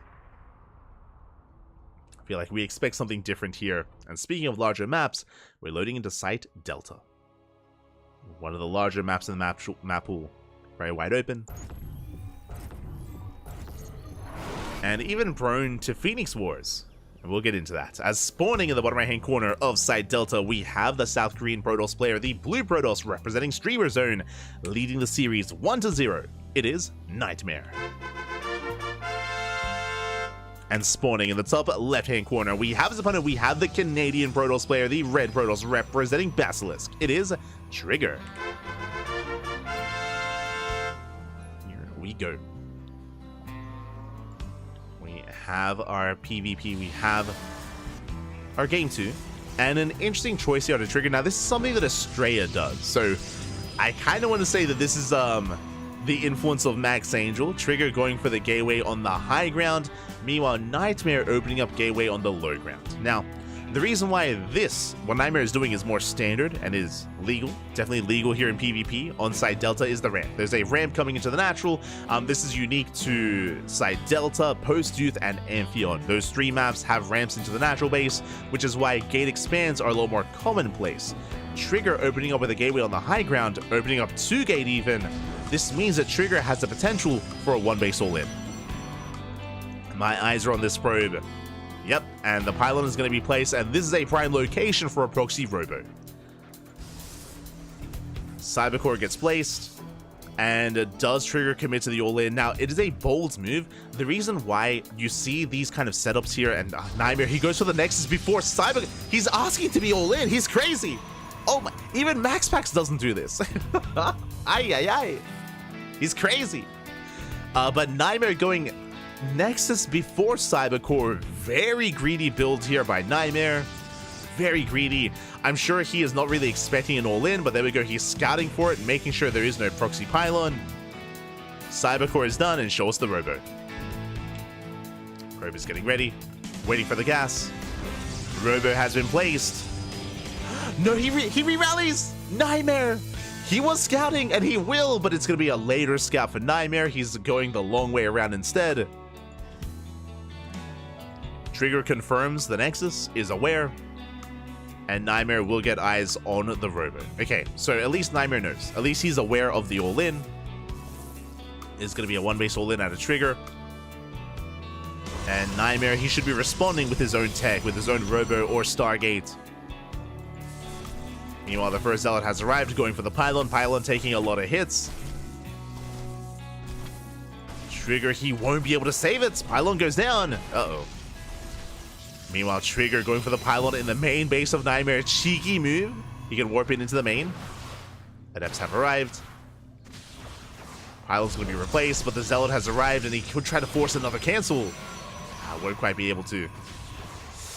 But this is still very difficult for Trigger. He's trying to hold on to that Robo, trying to save it. But another Stalker has arrived, and there's no shot here. Trigger is trying to reinforce. Trying. Pylon does complete in the main. Trigger coming in from behind. There we go. He will save the Robo. Did cost him a lot of Pylons. There we go. Has to cancel. Does save it. Just barely. Meanwhile, Nightmare, he scouts the Pylon in the main. He is aware. Adepts take him into the shade. And Trigger warping Adepts into the main base of Nightmare. Oh, Nightmare, he's locked out! Oh. He has to recall! He has to recall into the main! Oh my god. Not like this. Trigger had potential. And Will Shade into the natural gets 1 probe. It's okay. Not ideal. 1 probe goes down. First Immortal has arrived. Immortal Force Fields, they lock down the Immortal. Massive pickoff. Trigger, he can't lose this. He cannot afford to lose it. The first Immortal goes down. Massive pickoff. And Nightmare's holding. Nightmare, he's holding on. He shuts down the Adepts. He delayed the Robo, delayed the Immortal. Killed the Immortal as well. And things are looking bleak here for Trigger. He gets 6 probe kills, which is better, but Nightmare still has a worker lead. Prism has arrived. But again, the longer this goes on, the better it is for Nightmare. And Nightmare, he has a massive amount of Stalkers. He zones Trigger away. Trigger has nothing to work with, nothing left. And again, it was bold to go for the 1-base all-in on site Delta of all maps. But last Nightmare, he scouted, he shut it down, he delayed, bought time. Caught the first Immortal. Second Immortal has arrived. Trigger, he will get the Gateway. True. The Cybercore as well. I mean, the entire wall. I mean, not bad. Catches a Stalker. Cybercore is getting low. You can see the Trigger, he's trying to DPS down the wall at the same time. He wants to knock it all down at the same time. So everything's getting low. There we go. The first gateway does fall. Second gateway as well. Catches the sentries. A very meticulous control here by Trigger. Gets both gates. And the Cybercore is the next target. There we go, he has to engage. That's Juggling who had a Nightmare. Overcharges run out of energy. Immortals are breaking through, and Trigger, he can still pull this off. Gets a Cybercore.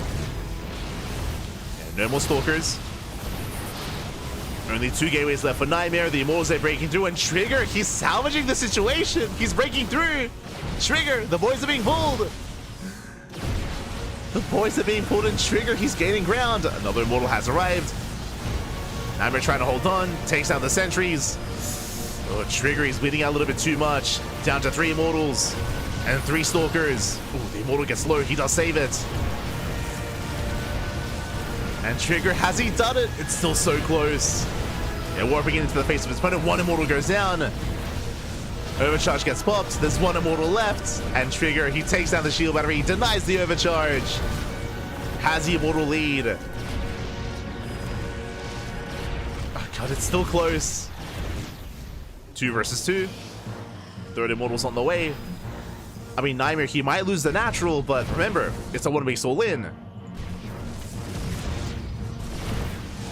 So losing the natural is not the end of the world for Nightmare. He's trying to save it. Third Immortal has right for Trigger. Nice force field, but alas, it's saved. And Trigger back at home, does he expand? For now he's focusing on his push. Does make his way up the ramp. Nice juggling here at a Trigger. Immortal goes down, 2 Immortals left. And again, Trigger, it looks like he just barely has too much. Takes out another Immortal. Yeah, a bit of miscontrol at a Nightmare. Down to 1 Immortal. Down to 0. GG gets called. Trigger. He outcontrols Nightmare. He brings it back, and we have a tied up series. GG. Oh my god. Crazy. GG, well played. It was a very rough start for Trigger. It was very rough. Remember, Trigger, he lost his pylons. His robot was depowered as well. He was losing adepts. He got scouted. He lost the first Immortal. Everything was just going south for Trigger. But he was able to bring it back. He was able to bring it back. Very slow, very meticulous control at the natural, slowly picking away at the gateways, picking away at the cyber core, brought it all down. Likewise, the Prism and the Immortal production was a little bit more delayed for Nightmare as well. And when it came down to the overall fights, Trigger did outcontrol Nightmare. Did outcontrol him, was able to preserve his Immortals, was able to have better War Prism micro, better juggling, and did outpace him in the end. GG. GG, well played. Whew. Very intense game there by Trigger, by both players. And with that, we're tied up. We're going to game 3.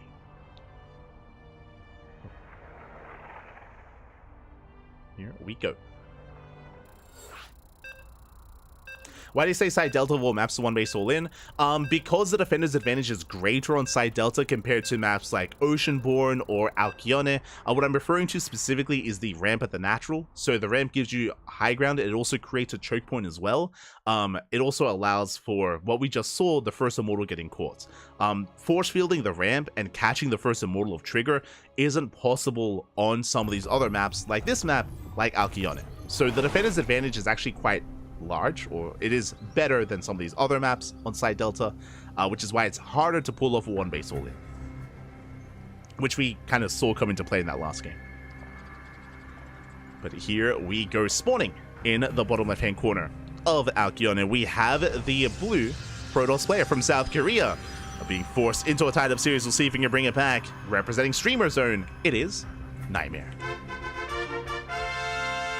And spawning in the top right-hand corner, we have his opponent. We have the Canadian Protoss player, the red Protoss representing Basilisk. It is Trigger.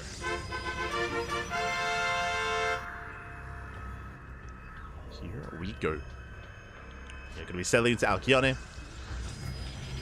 We'll see what direction our players do take us in this time. Now, as opposed to the previous map, neither player is tempted to go for a faster expansion. We should be seeing 2 gate openers from both players, and from here getting into a more standard PvP. Now, the real question becomes, what will our first 2 units be? Will we open up double Adept, double Stalker, double Sentry? We'll see what initial units our players go for. Depending on the first 2 units, that will kind of indicate what kind of game our players want to play out, whether they want to be more aggressive or more defensive. Hello, Trigger. As Trigger, he does actually deviate over towards the right-hand side, and he's going for the proxy pylon. Now, this is a prime location for a proxy robo. Trigger might just go for another 1 base all in. What are the odds that he does that 2 games in a row? Now, as opposed to the previous map, as we mentioned, the natural base is more exposed. But the downside here is that, remember, because we're loading into Alcyone, Nightmare is not going for a greedy opener. He's going 2 gate, so he will have more units to defend, and Trigger is not going proxy robo, he's going proxy Stargate. Okay, this makes more sense. So this is not a 1 base all in, but this is an aggressive start. Now, the way this works here is that this should be proxy Oracle, and the Oracles, they can go into the mineral line, they can wreak havoc, they can cripple the economy, and then Trigger can just expand. He can just expand, he can just macro from here, and take an economic lead. Meanwhile, Nightmare across the map, he did scout the lack of pylon, so Nightmare is aware that something is wrong. You can see he's scouting. Nightmare, he's scouting, he's checking towards the left-hand side, sorry, towards the right-hand side. Nightmare, he fans out his Stalkers as well. He's looking for the proxy. He knows that there's a proxy somewhere. Doesn't quite know where, though. And there we go. He will confirm. Nicely done by Nightmare. He does come across the Stargate, is aware of the proxy Oracle. So Nightmare is aware. Back at home. Oh my god. Nightmare responded. Before he scouted, he responded with a robo. Now a gateway. 1 base all in. Nightmare, he's set up for his own one base all in. No proxy, but alas, Mass Stalker with a Robo into a War Prism as well. Trigger doesn't know. Trigger has expanded. And Trigger, he's about to find out. As I say that Stalkers are in position to deny the Scout. Oracle does bypass the army. Heads into the main. And now Trigger, he will find the Robo and the Gateway. Yeah, he gets a Revelation. Trigger knows. And back at home, we need shield batteries. There we go. We have 1 shield battery so far. That's a good start. We're going to need more than that. Trigger, he throws down the defensive Robo for immortal production. Trigger, he confirms the lack of expansion. There is no Nexus. And Nightmare's moving out.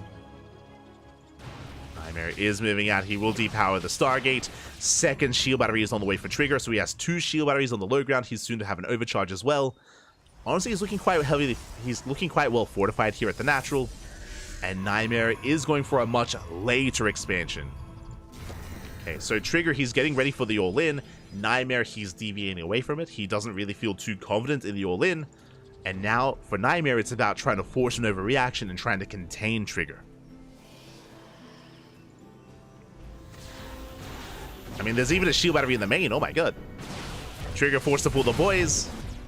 3 probes go down. 4 probes go down. Not bad. Nightmare getting up to 5 probes. Potentially 6. Up! Up! Oh my god. Gets 6 probe kills. And again, he's just running rings around Trigger. Trigger can't keep up. 9 probes! Oh my god! That's insane! 9 probe kills, and Nightmare, he does take some damage on the Prism. Has to be careful. Sentry goes down. Immortal has arrived. Shield battery is done, and oh god. Trigger, he will defend, but he does lose 10 probes in the process. So even though Trigger, he had the faster expansion, Nightmare has the probe lead. Nightmare is up in workers. He has done enough damage. Again, Trigger, he was getting ready for a frontal assault here at the natural, and it never came. Did never come. Nightmare getting ahead, jumping back into the natural. Going for the probes. Again, Trigger having a very hard time keeping up. The SimCity working against Trigger here. He wants a sentry. He gets it. Sentry goes down. And has Nightmare lost anything? I mean, he's been losing probes, but yeah, only 3 probes. Nightmare, he gets 11 probes. He gets a pylon. He gets 2 sentries as well. For nothing. He doesn't lose a single Stalker across the map. Very impressive control here by Nightmare. Very impressive positional play as well. Again, Trigger, he kind of misread the situation.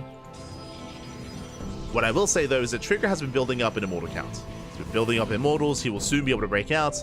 Nightmare is not yet done. He wants more. Comes back in. He can out-control the Stalkers. Oh, but has Nightmare overextended? The Prism! Prism barely does not go down. Oh my god. How? The Prism gets away.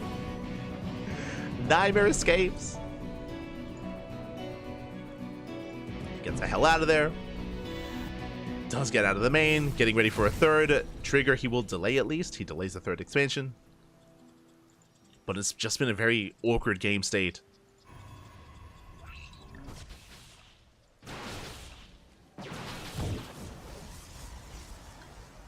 Trigger does at least catch the Observer. Nightmare taking a 3rd.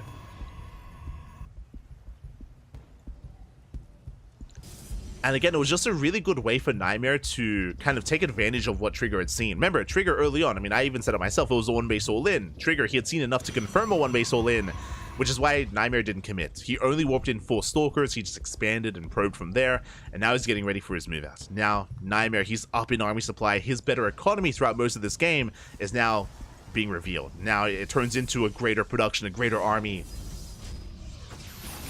There are 3 Immortals, but the force fields are brutal! The Immortals get locked down. Overcharge gets popped, but it won't save them. Both Immortals fall. And Nightmare is snowballing out of control. He's just picking Trigger apart.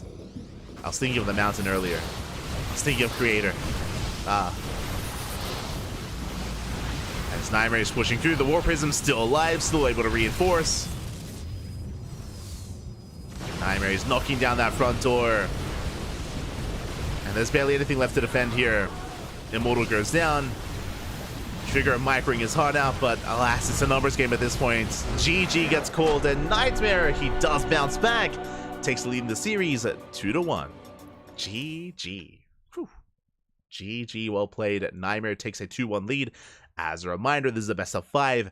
Nightmare needs one more game to be this week's champion to get his revenge. Trigger has to fight back here and now to force the ace match. But that was a very chaotic game, and there was a lot of mind games going on. Again, winding it back a little bit, Nightmare, he was set up for a 1-base all-in. Trigger had scouted, which is why Trigger, he was responding with all those shield batteries. He had 2 shield batteries at the natural, a shield battery in the main. He was getting into immortal production as well.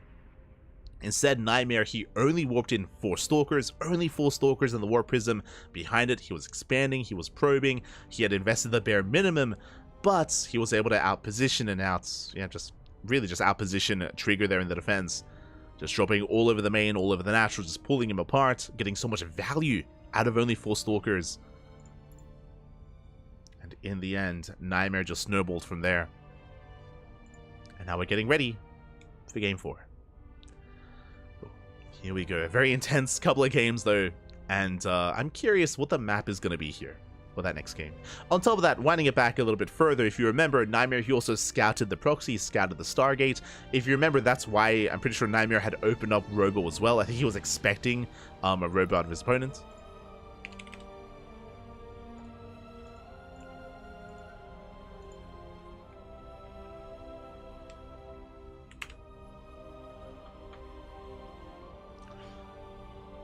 Here we go.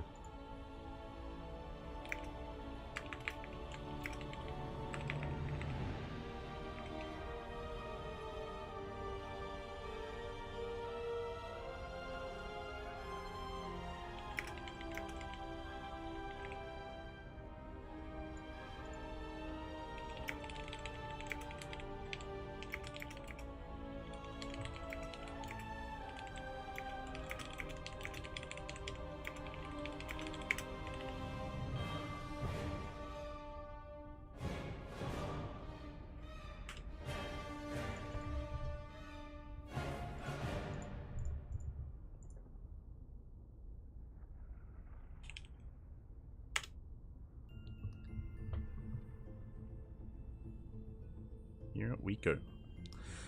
So we're in a really awkward position, actually. So never mind. I mean, that was a wild game that just occurred, and Nightmare does have a 2-1 lead, but looks like both of our players have agreed to a regame here. Now, there's a reason for this. So apparently, they were never meant to play on Alcyone. Apparently, Nightmare had made the lobby, they played it out, but they weren't meant to play on Alcyone. It was vetoed by Trigger, and looks like they both just realized, and Nightmare has agreed to regame Game 3. So never mind. So I did say that I mean, the game was already played out, so I mean, we can enforce that Nightmare has a lead, but Nightmare has agreed otherwise. He's like, no, it's okay, like we weren't meant to play on Alcyone, so my apologies. And yeah, they're going to be remaking instead. So there you go. I mean, shout out to Nightmare. Nightmare, he could have just taken the game. He could have taken the score lead, but he has agreed to regame instead. So a little bit awkward. I should probably just ask the players what the vetoes are so we don't make that mistake again. I should be like, guys, can you just tell me the map order so we make sure that doesn't happen? But okay, so never mind. We're tied up 1-1. Kind of weird, kind of odd, but I mean, Nightmare agreed, and here we go. We're getting into Game 3 now. Once again, as spawning in the top right-hand corner of Crimson Court, we have our South Korean Protoss player for Streamer Zone. It is Nightmare. And spawning in the bottom left-hand corner, we have his opponent. We have the Canadian Protoss player, the Red Protoss for Basilisk. It is Trigger. Yeah, I see in the chat. Yeah, it is actually really good sportsmanship because, again, like, because the game was played and because no one realized the mistake was made, like, as like a tournament organizer or as an admin, like, I'm totally fine with that score being accepted. But Nightmare, he's like, no, it's fine. Like, it was his mistake, and then they just rushed into the game, and it's all good. So Game 3 is going to be remade instead, and we're loading into Crimson Court. Okay. Okay, let's just wind back the clock a little bit here. Oh my god. As Nightmare, being as annoying as possible, does delay the gateway for a moment. It is going to be a 2-gate opener out of Nightmare, a 2-gate opener out of Trigger. But now Trigger's SimCity is that much more awkward. So a very awkward start for Trigger here. Potentially, we could be seeing a Nightmare take advantage of this. We'll see. If he does open up double Adept. I believe a Pylon will still wall this off, I believe, or a shield battery. But again, the SimCity is just a little bit more, a little bit less refined, I should say. As we are settling in.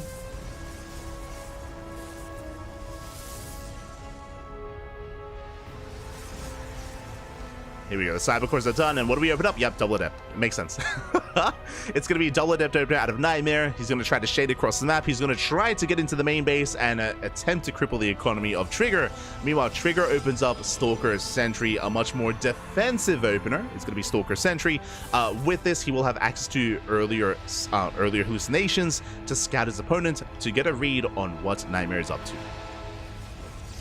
Ooh, Nightmare, calm down. Mate, Nightmare, he's on that high after winning that last game. He delays the expansion, barely gets the pylon block as well. Adepts are moving out. And there we go. Trigger, he will now expand, is a delayed expansion. It is settling in. Probe is in position as well to wall off.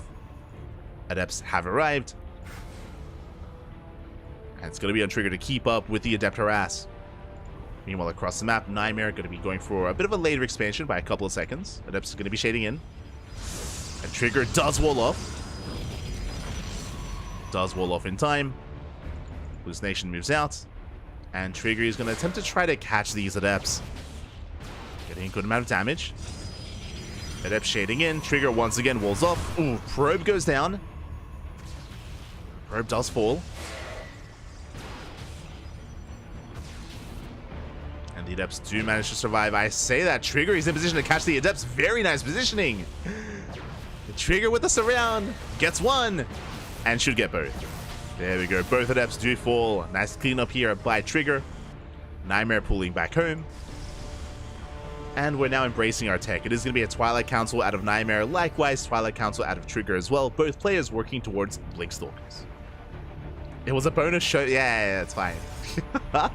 It was just a bonus map. Don't worry about it. We just had a little break in the series. It's fine.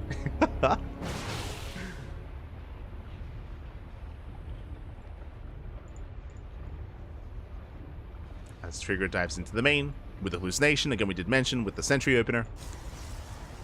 Does confirm blink. And now we can take a moment here to, speak about the maps themselves. Crimson Court is a little bit more unorthodox. Of course, there are entire sections of the map that are just cut off by mineral walls, by rocks as well. As a result, they're also a lot more defendable and difficult to really engage into. So if we get up to 3-4 bases, we can see the late game. We can get into a later game, into a 4 or 5 base setup. Stalker Disruptor into Skytoss. We'll see if we can get there though, as Trigger is taking the forward expansion. Bold move. Now this center base does have the high yield gas geyser. Does yield a lot of gas here as well. In PvP can be very impactful. Nightmare does spot, does confirm, will attempt to delay. But Trigger is in position to protect that third. Nightmare taking a much more standard third base location instead. And we'll see if Nightmare can punish the third base of Trigger. Shield batteries are on the way. On top of that, you can also actually lay siege upon this base from the low ground. You can get within range of the gas geyser from the low ground as well. This Nightmare is being active. So far, Trigger's keeping up. Robo's on the way. I'm curious if Trigger rushes into this gas geyser. I'm curious if he's going to rush into disruptors. Curious what the gas is going to be spent on, And how he does take up. Trigger pushing in between the bases, but the concave is in favor of Nightmare. He's got 2 shield batteries, 2 overcharges. An overcharge, I should say. Nightmare's keeping up. Both players taking into their forges, into +1. And I'm curious if Trigger goes into charge, or if he does skip charge and go into disruptors. This one is on the way. Robo's now finishing up. Do we go for the Bay?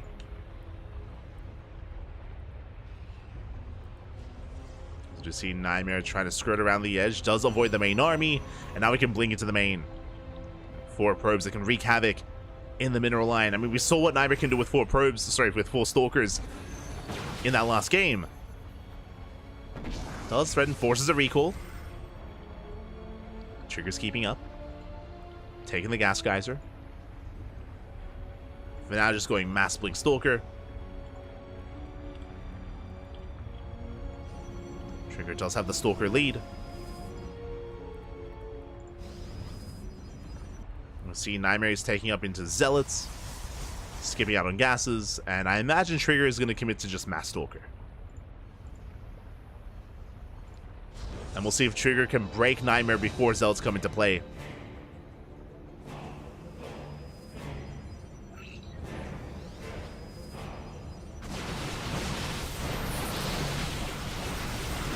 So there we go. Nightmare pushing into a concave. Ay, ay, ay. Trigger takes the fight. Doesn't quite chase yet. Upgrades are still a couple of seconds off.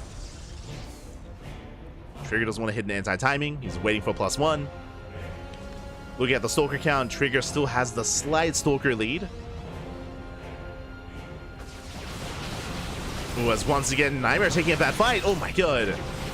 Runs into the army, bleeding out 3 stalkers. Trigger rotating around. Gets eyes on the would-be center expansion. +1 is soon going to kick in for Nightmare. Yeah, 10 seconds away. +1 is almost done. Charge is finishing up as well.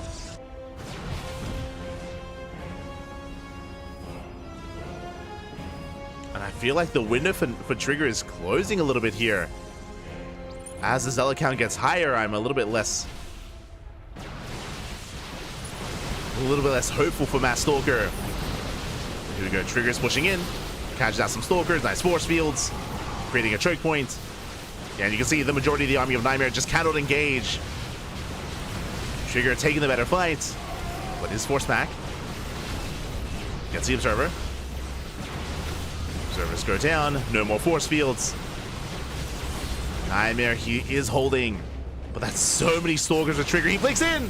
Oh my god. Again, looking at the unit tab, it's 34 stalkers to 20. And Trigger looks like he has too much. It looks like he is breaking through. The power of the gas guys, of the high yield gas. Trigger, he overwhelms. And he will clean up this army. He takes out every single stalker. The zealots are coming in, but it's too little too late. Nice kiting out of Trigger. Shuts down the zealots.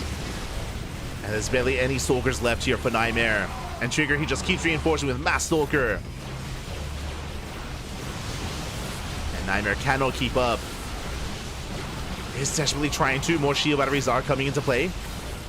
1 stalker left there. Yeah, there's nothing. There's just nothing here. 1 stalker, a handful of zealots.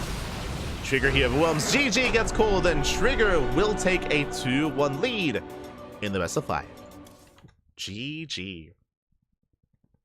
GG, well played. Again, Trigger, he was able to take his extra gases, of course, taking advantage of the high yield gas geyser as well, going Mass Stalker, and alas, Nightmare was unable to punish the center base. On top of that, in the lead up to the main fight, Nightmare, he was caught out in the center of the map. He was just bleeding out too many stalkers too soon, too quickly, and despite having the high ground, he was eventually overwhelmed by the pure stalker of Trigger, again, which he could afford because of the high yield gas geyser. GG. GG, well played. Trigger does take a lead, and now we're getting into game number 4. And we're going to be loading into Oceanborn. This time, the correct map. I'm pretty sure. Pretty sure. Here we go. Getting into Oceanborn. The pressure is on. I would love to see an ace match. We've had a back and forth already. I would love to see a game 5, but the pressure is now on Nightmare. Now, unlike the previous map, here on Oceanborn, I mean, there aren't any high-yield gas geysers or, high-yield bases in general to take advantage of. So, once again, I'm sure Trigger will take a different approach, a different build from the previous game. As we are loading in and spawning in the top left-hand corner of Oceanborn, we have the blue Protoss player from South Korea representing Streamer Zone down in this series. We'll see if he can bounce back and force the ace match. It is Nightmare. And spawning in the bottom right-hand corner, we have his opponent. We have the Canadian Protoss player, the red Protoss representing Basilisk. It is Trigger.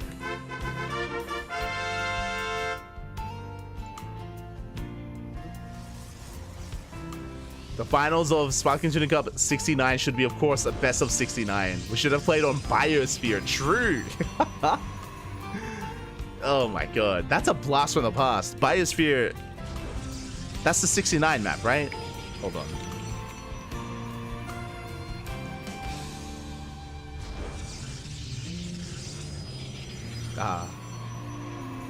Not like this. I was looking for the Wikipedia page, but I don't think it ever hit the ladder.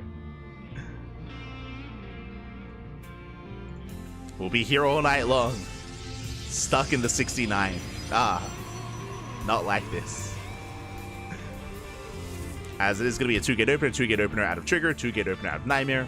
This time our SimCity is looking a little cleaner here, of course, thankfully.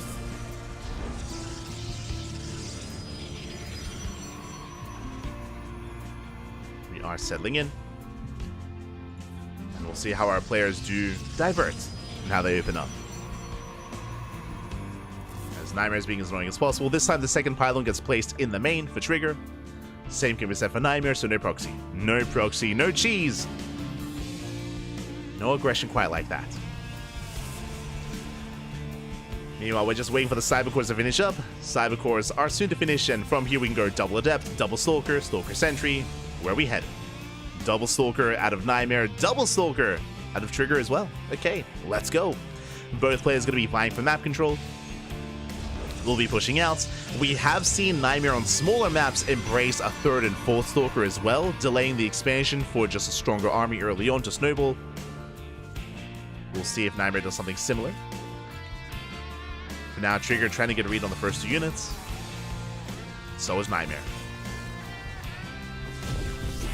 Yeah, the Stalkers are revealed. Nightmare is aware. Meanwhile, I believe Trigger, he evacuated a little bit earlier, so Trigger is a little bit in the dark as to what's going on. Meanwhile, we spoke about the 3rd and 4th Stalker. Here they come. So again, Nightmare, he delays the expansion in favor of additional Stalkers. Meanwhile, Trigger goes double Stalker into double Sentry, which is a lot cheaper to afford a faster expansion. So Trigger will have a slightly better economy here. Meanwhile, Nightmare will have more Stalkers to work with. And we'll see what he does with this. He should be moving out. Yeah, he is moving out. Hoping to catch a stray unit, a stray Stalker. Trigger has the high ground, but... Oh, does he force field? Does force field, does buy time. Whew. Trigger is holding on. He does fall back. Shield battery is not yet done. And Nightmare, ideally, he wants to pick off those sentries. Does push in. Reinforcements have arrived. Yeah, Trigger can hold his own, trading 1 for 1. Nightmare going for the sentry, gets 1. Not bad. 1 sentry goes down. And he even does force the Guardian Shield as well. Ooh, as Nightmare does get away. Now, this also means that because of the Snipe Sentry and because of the Guardian Shield, Trigger has no hallucination, so Trigger, he's in the dark as to what's going on. Nightmare pulls back, probing up, and is getting into Blink. Both players are. Blink is on the way for Nightmare, Blink also on the way for Trigger. You can see that Trigger is forced to warp in his main. Again, Trigger, for all he knows, it could be a Stargate. Could be a Stargate opener, could be Oracle instead. So Trigger, he has to try to cover his bases and try to defend everything. Hallucination comes in. Confirms the Blink. Confirms the gateways. And now Trigger is more aware of what's going on. Again, Trigger, he was forced to warp in extra Stalkers. Back at home, Nightmare setting up for a 3rd. And Trigger, he throws out 2 more gates. Oh my god! This is borderline 2-base all-in. And bearing in mind, he throws out the gateways after the hallucination runs out. So Nightmare, he saw the initial 2 gate. He didn't see the extra 2, the 3rd and 4th. He's moving out to deny the 3rd that doesn't exist.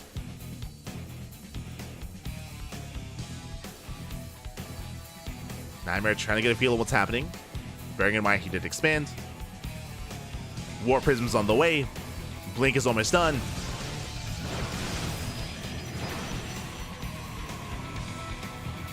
And Trigger, he's soon going to be pushing. Third base has been placed. But again, this is a delayed third in favor of all these gateways. And Trigger should be the aggressor. Should be with extra warpins.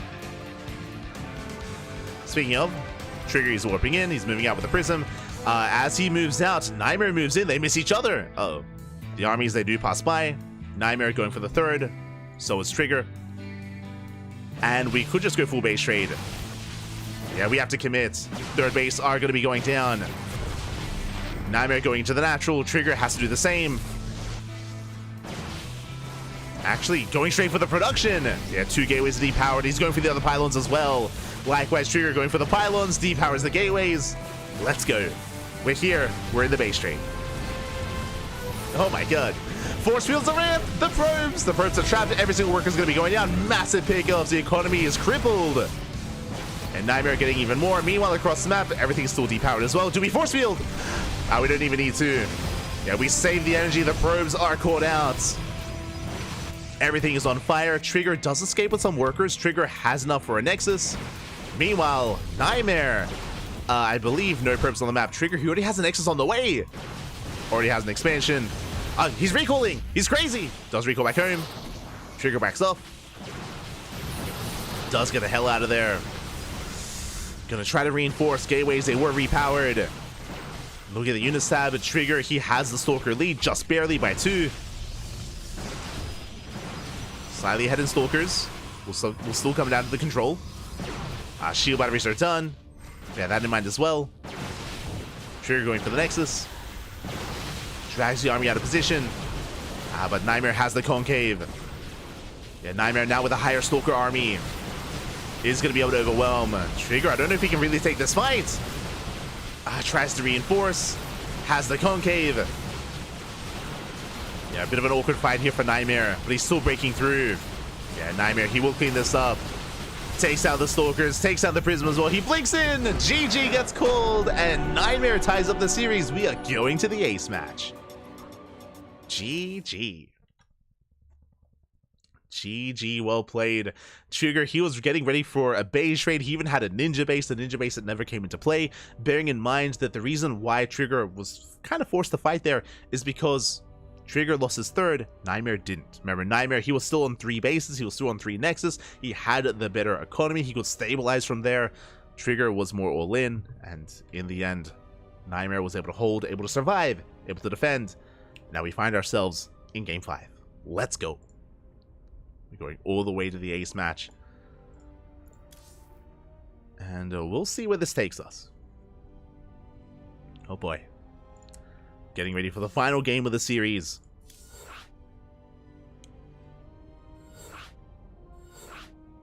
And we're loading into oh my god. We're loading into Dynasty. I was gonna say, how did Dynasty not get vetoed? But I mean, Alcyone got vetoed instead, so... Okay. One of the most vetoed maps in the map pool was left open, and that's where the ace match is going to be taking place. A very unorthodox map, has a lot of potential for some wild builds, some more aggression. We'll see how the story ends. So we're getting into Game 5.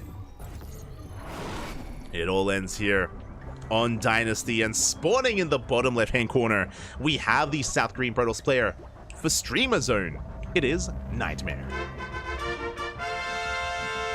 And spawning in the top right-hand corner, we have his opponent. We have the Canadian Protoss, the red Protoss representing Basilisk. It is Trigger.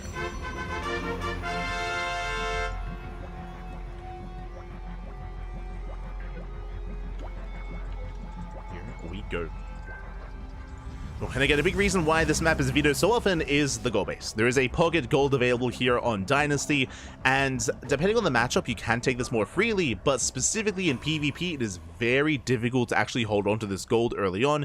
The reason for this is because range-based units can punish this mineral line, units like Adepts and Stalkers as well. So because of the initial gateway units available in PvP, the gold base is typically avoided until you can take it as a 4th base or maybe a 3rd base if you have map control. So both Trigger and Nightmare should be able to expand and take the natural instead of the pocket gold. Probe Scout moves in. Trigger doing the same. Just a bit of a later scout here from Trigger.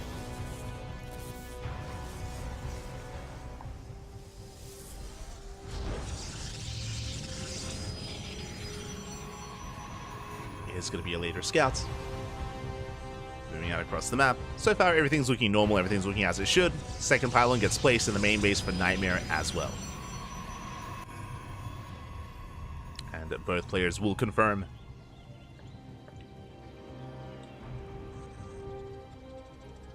And from here, how do we open up? Again, we have seen these more aggressive starts from Nightmare with a double, if not quadruple Stalker. But I doubt we'll be going for that this time. Here we go. Double Stalker opener out of Nightmare. Once again, 2 games in a row. Trigger doing the same. And does Nightmare once again commit to a 3rd and 4th Stalker? Does he commit? The probes. Ooh, in favor of Nightmare. The probe gets a kill. Not something you see too often. Not bad. Probe goes down. Trigger going for the tech before the expansion. Interesting. Going for the Twilight Council first. Rushing into Blink. Or potentially DTs. That's also an option. True, true. I don't expect DTs, but it's going to be available. Hello, Probe. Yo. The Twilight Council's about to finish up, and we are setting up the proxy pylon here. Now, we could just throw down 2 more gateways, like 1 proxied, 1 at home, and just go for a 4-gate Blink all in. Nightmare is expanding. Moves out with the Stalkers. Yeah, Blink is on the way. And show us the proxy gates. It's going to be a 1-base all in from Trigger. Nightmare still being active.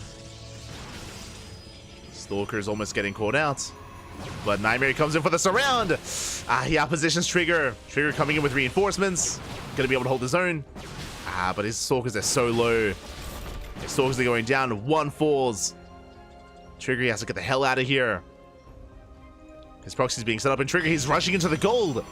Bold move. He's crazy. He's going for the gold base on the other side. We'll see if Trigger can hold on to it. Bearing in mind, Nightmare has map control. He's up 1 Stalker.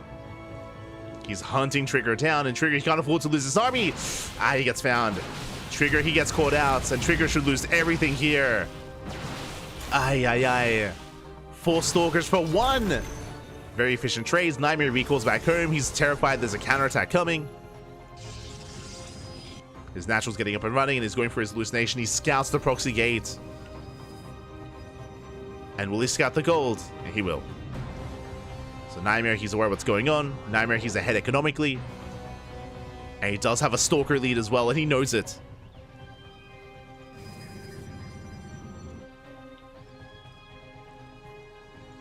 And right now the pressure's on Trigger. Trigger, he has to buy time. He has to somehow buy time to allow the gold base to get up and running. Blink is done. Bear that in mind. Trigger, he has Blink over his opponent, so he has more micro potential. He could also backstab and get into the mineral line. Speaking of, he does move out. As Trigger moves out, so does Nightmare. Trigger finds a pylon.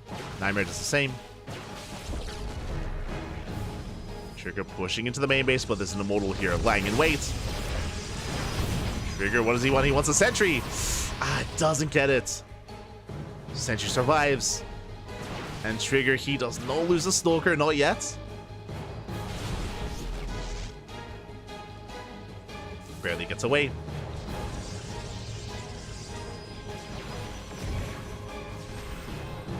Does manage to escape.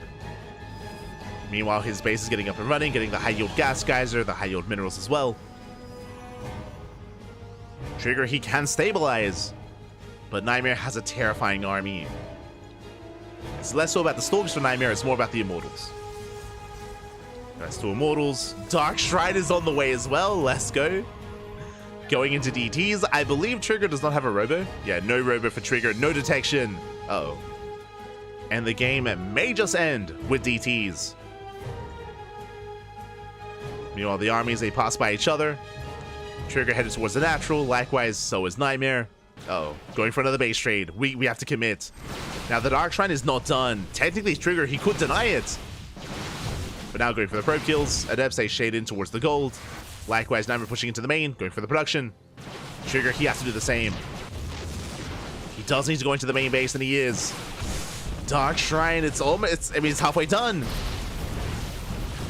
Brutal force field, probes they get caught out once again. More probes falling here at the gold. The Robo is depowered. True, if there's no gateways, then the Dark Shrine doesn't matter. Oh, there's the recall!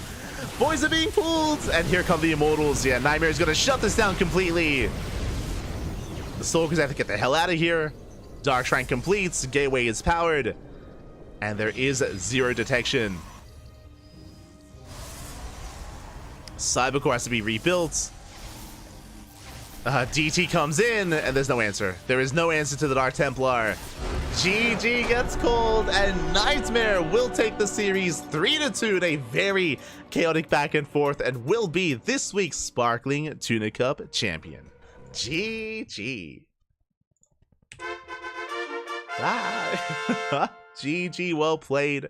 Nightmare will take it in the end, went all the way to the A smash, a very chaotic game state as well. Again, Trigger, he tried to go for the initial all-in. Trigger tried to go for the initial all-in. Alas, Nightmare, he was able to outposition Trigger early on, was able to take down the initial Stalkers, able to trap the initial units of Trigger and gain map control. Trigger, he responded by rushing into the gold, but alas, he wasn't quite able to fully make use of it, as Nightmare, he was taking up cheekily towards DTs. Despite that, we had a wild base trade as well that was going on. Probes were going down left and right, but alas, there was never an answer. There was never an answer for the Dark Templar. Never any detection. GG, well played. Nightmare will take it in the end, but a shout out to Trigger because, hey, bearing in mind, Trigger may have gone down in the finals, but Trigger, he 2-0'd Bjorn to make it to the finals. He 2-0'd Bjorn in the semifinals. Very impressive stuff here out of Trigger, and a very fun finals as well. There was a lot of chaos. We did have some macro, but we also had a lot of proxies, a lot of all-ins, a lot of just chaos and base trades. This was not the only base trade of the series, so if you missed out on the previous games, I recommend it. We even had we had 6 games in this best of 5, which is kind of weird, but it's fine. It's fine. Don't worry about it. GG. GG. Well played.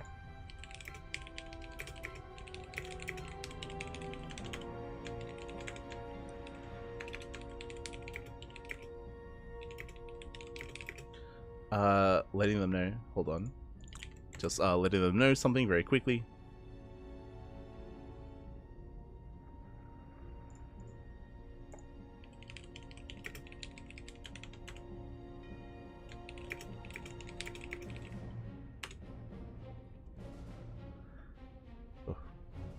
But here we go. With that, congratulations to Nightmare. I was just letting our players know as well that if you're curious about the Tenacious Turtle Tussle, that was Monday mornings. No longer Monday morning. The Tenacious Turtle Tussle has been moved to Thursday. So Thursday morning for that tournament.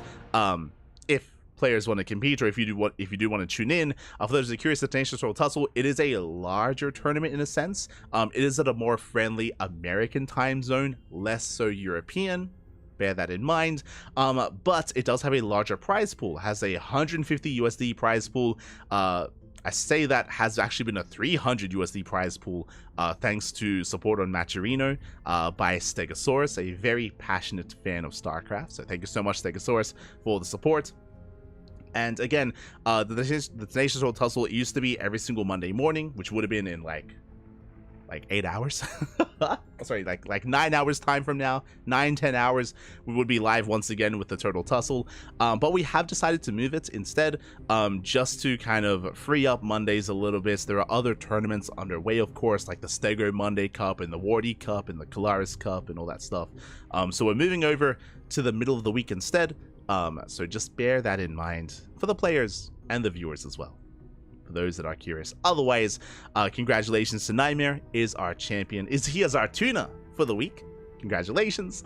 And if you're curious, if you want some more Sparkling Tuna Cup action, we are live every single week. This is a weekly tournament every single Sunday night, at least Sunday night here. I know it's like Sunday afternoon, like in Europe, or Sunday morning in the Americas as well.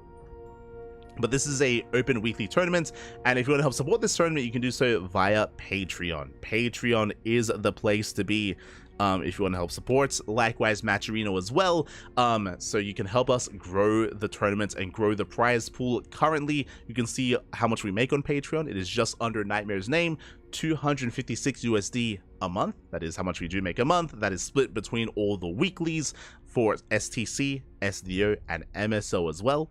So it does fund 3 of our tournaments. It's all broken down there on Patreon. And we do have our next stretch goal as well to grow the prize pool for STC. And further on to help boost the prize pool and pay out top 4.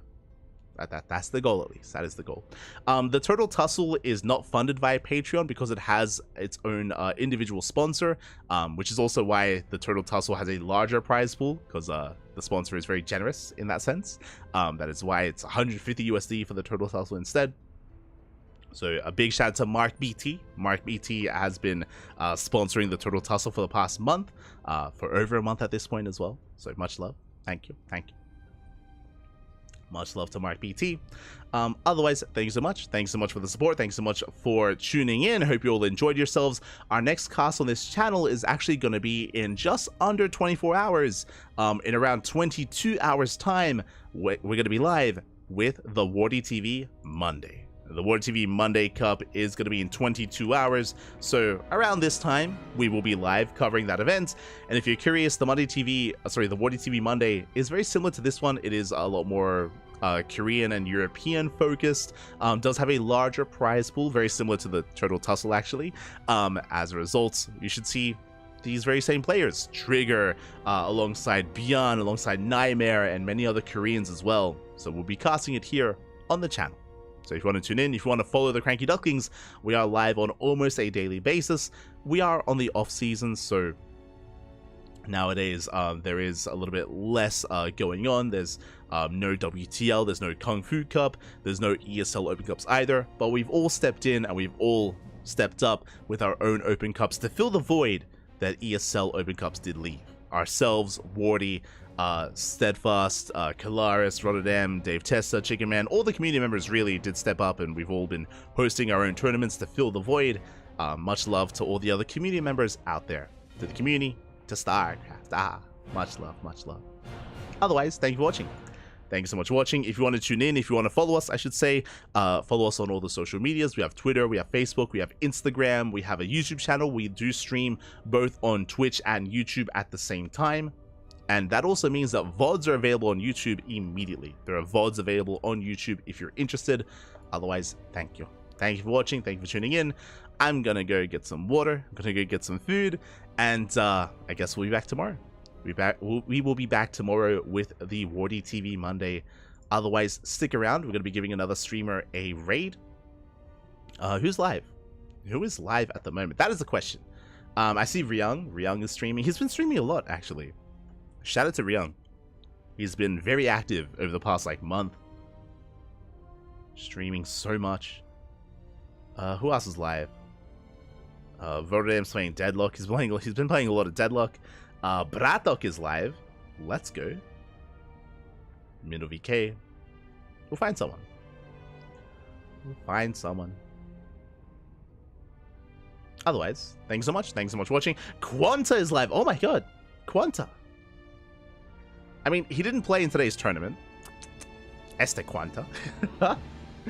But, you know what? Let's give Quanta some love. Quanta, he's a Korean Terran player, so give him some love, give him some support. Otherwise, thank you so much for watching. We do appreciate it. We'll see you guys tomorrow, and, yeah, see you then. Until then, hasta luego. Ciao, papi, ciao. Hasta luego.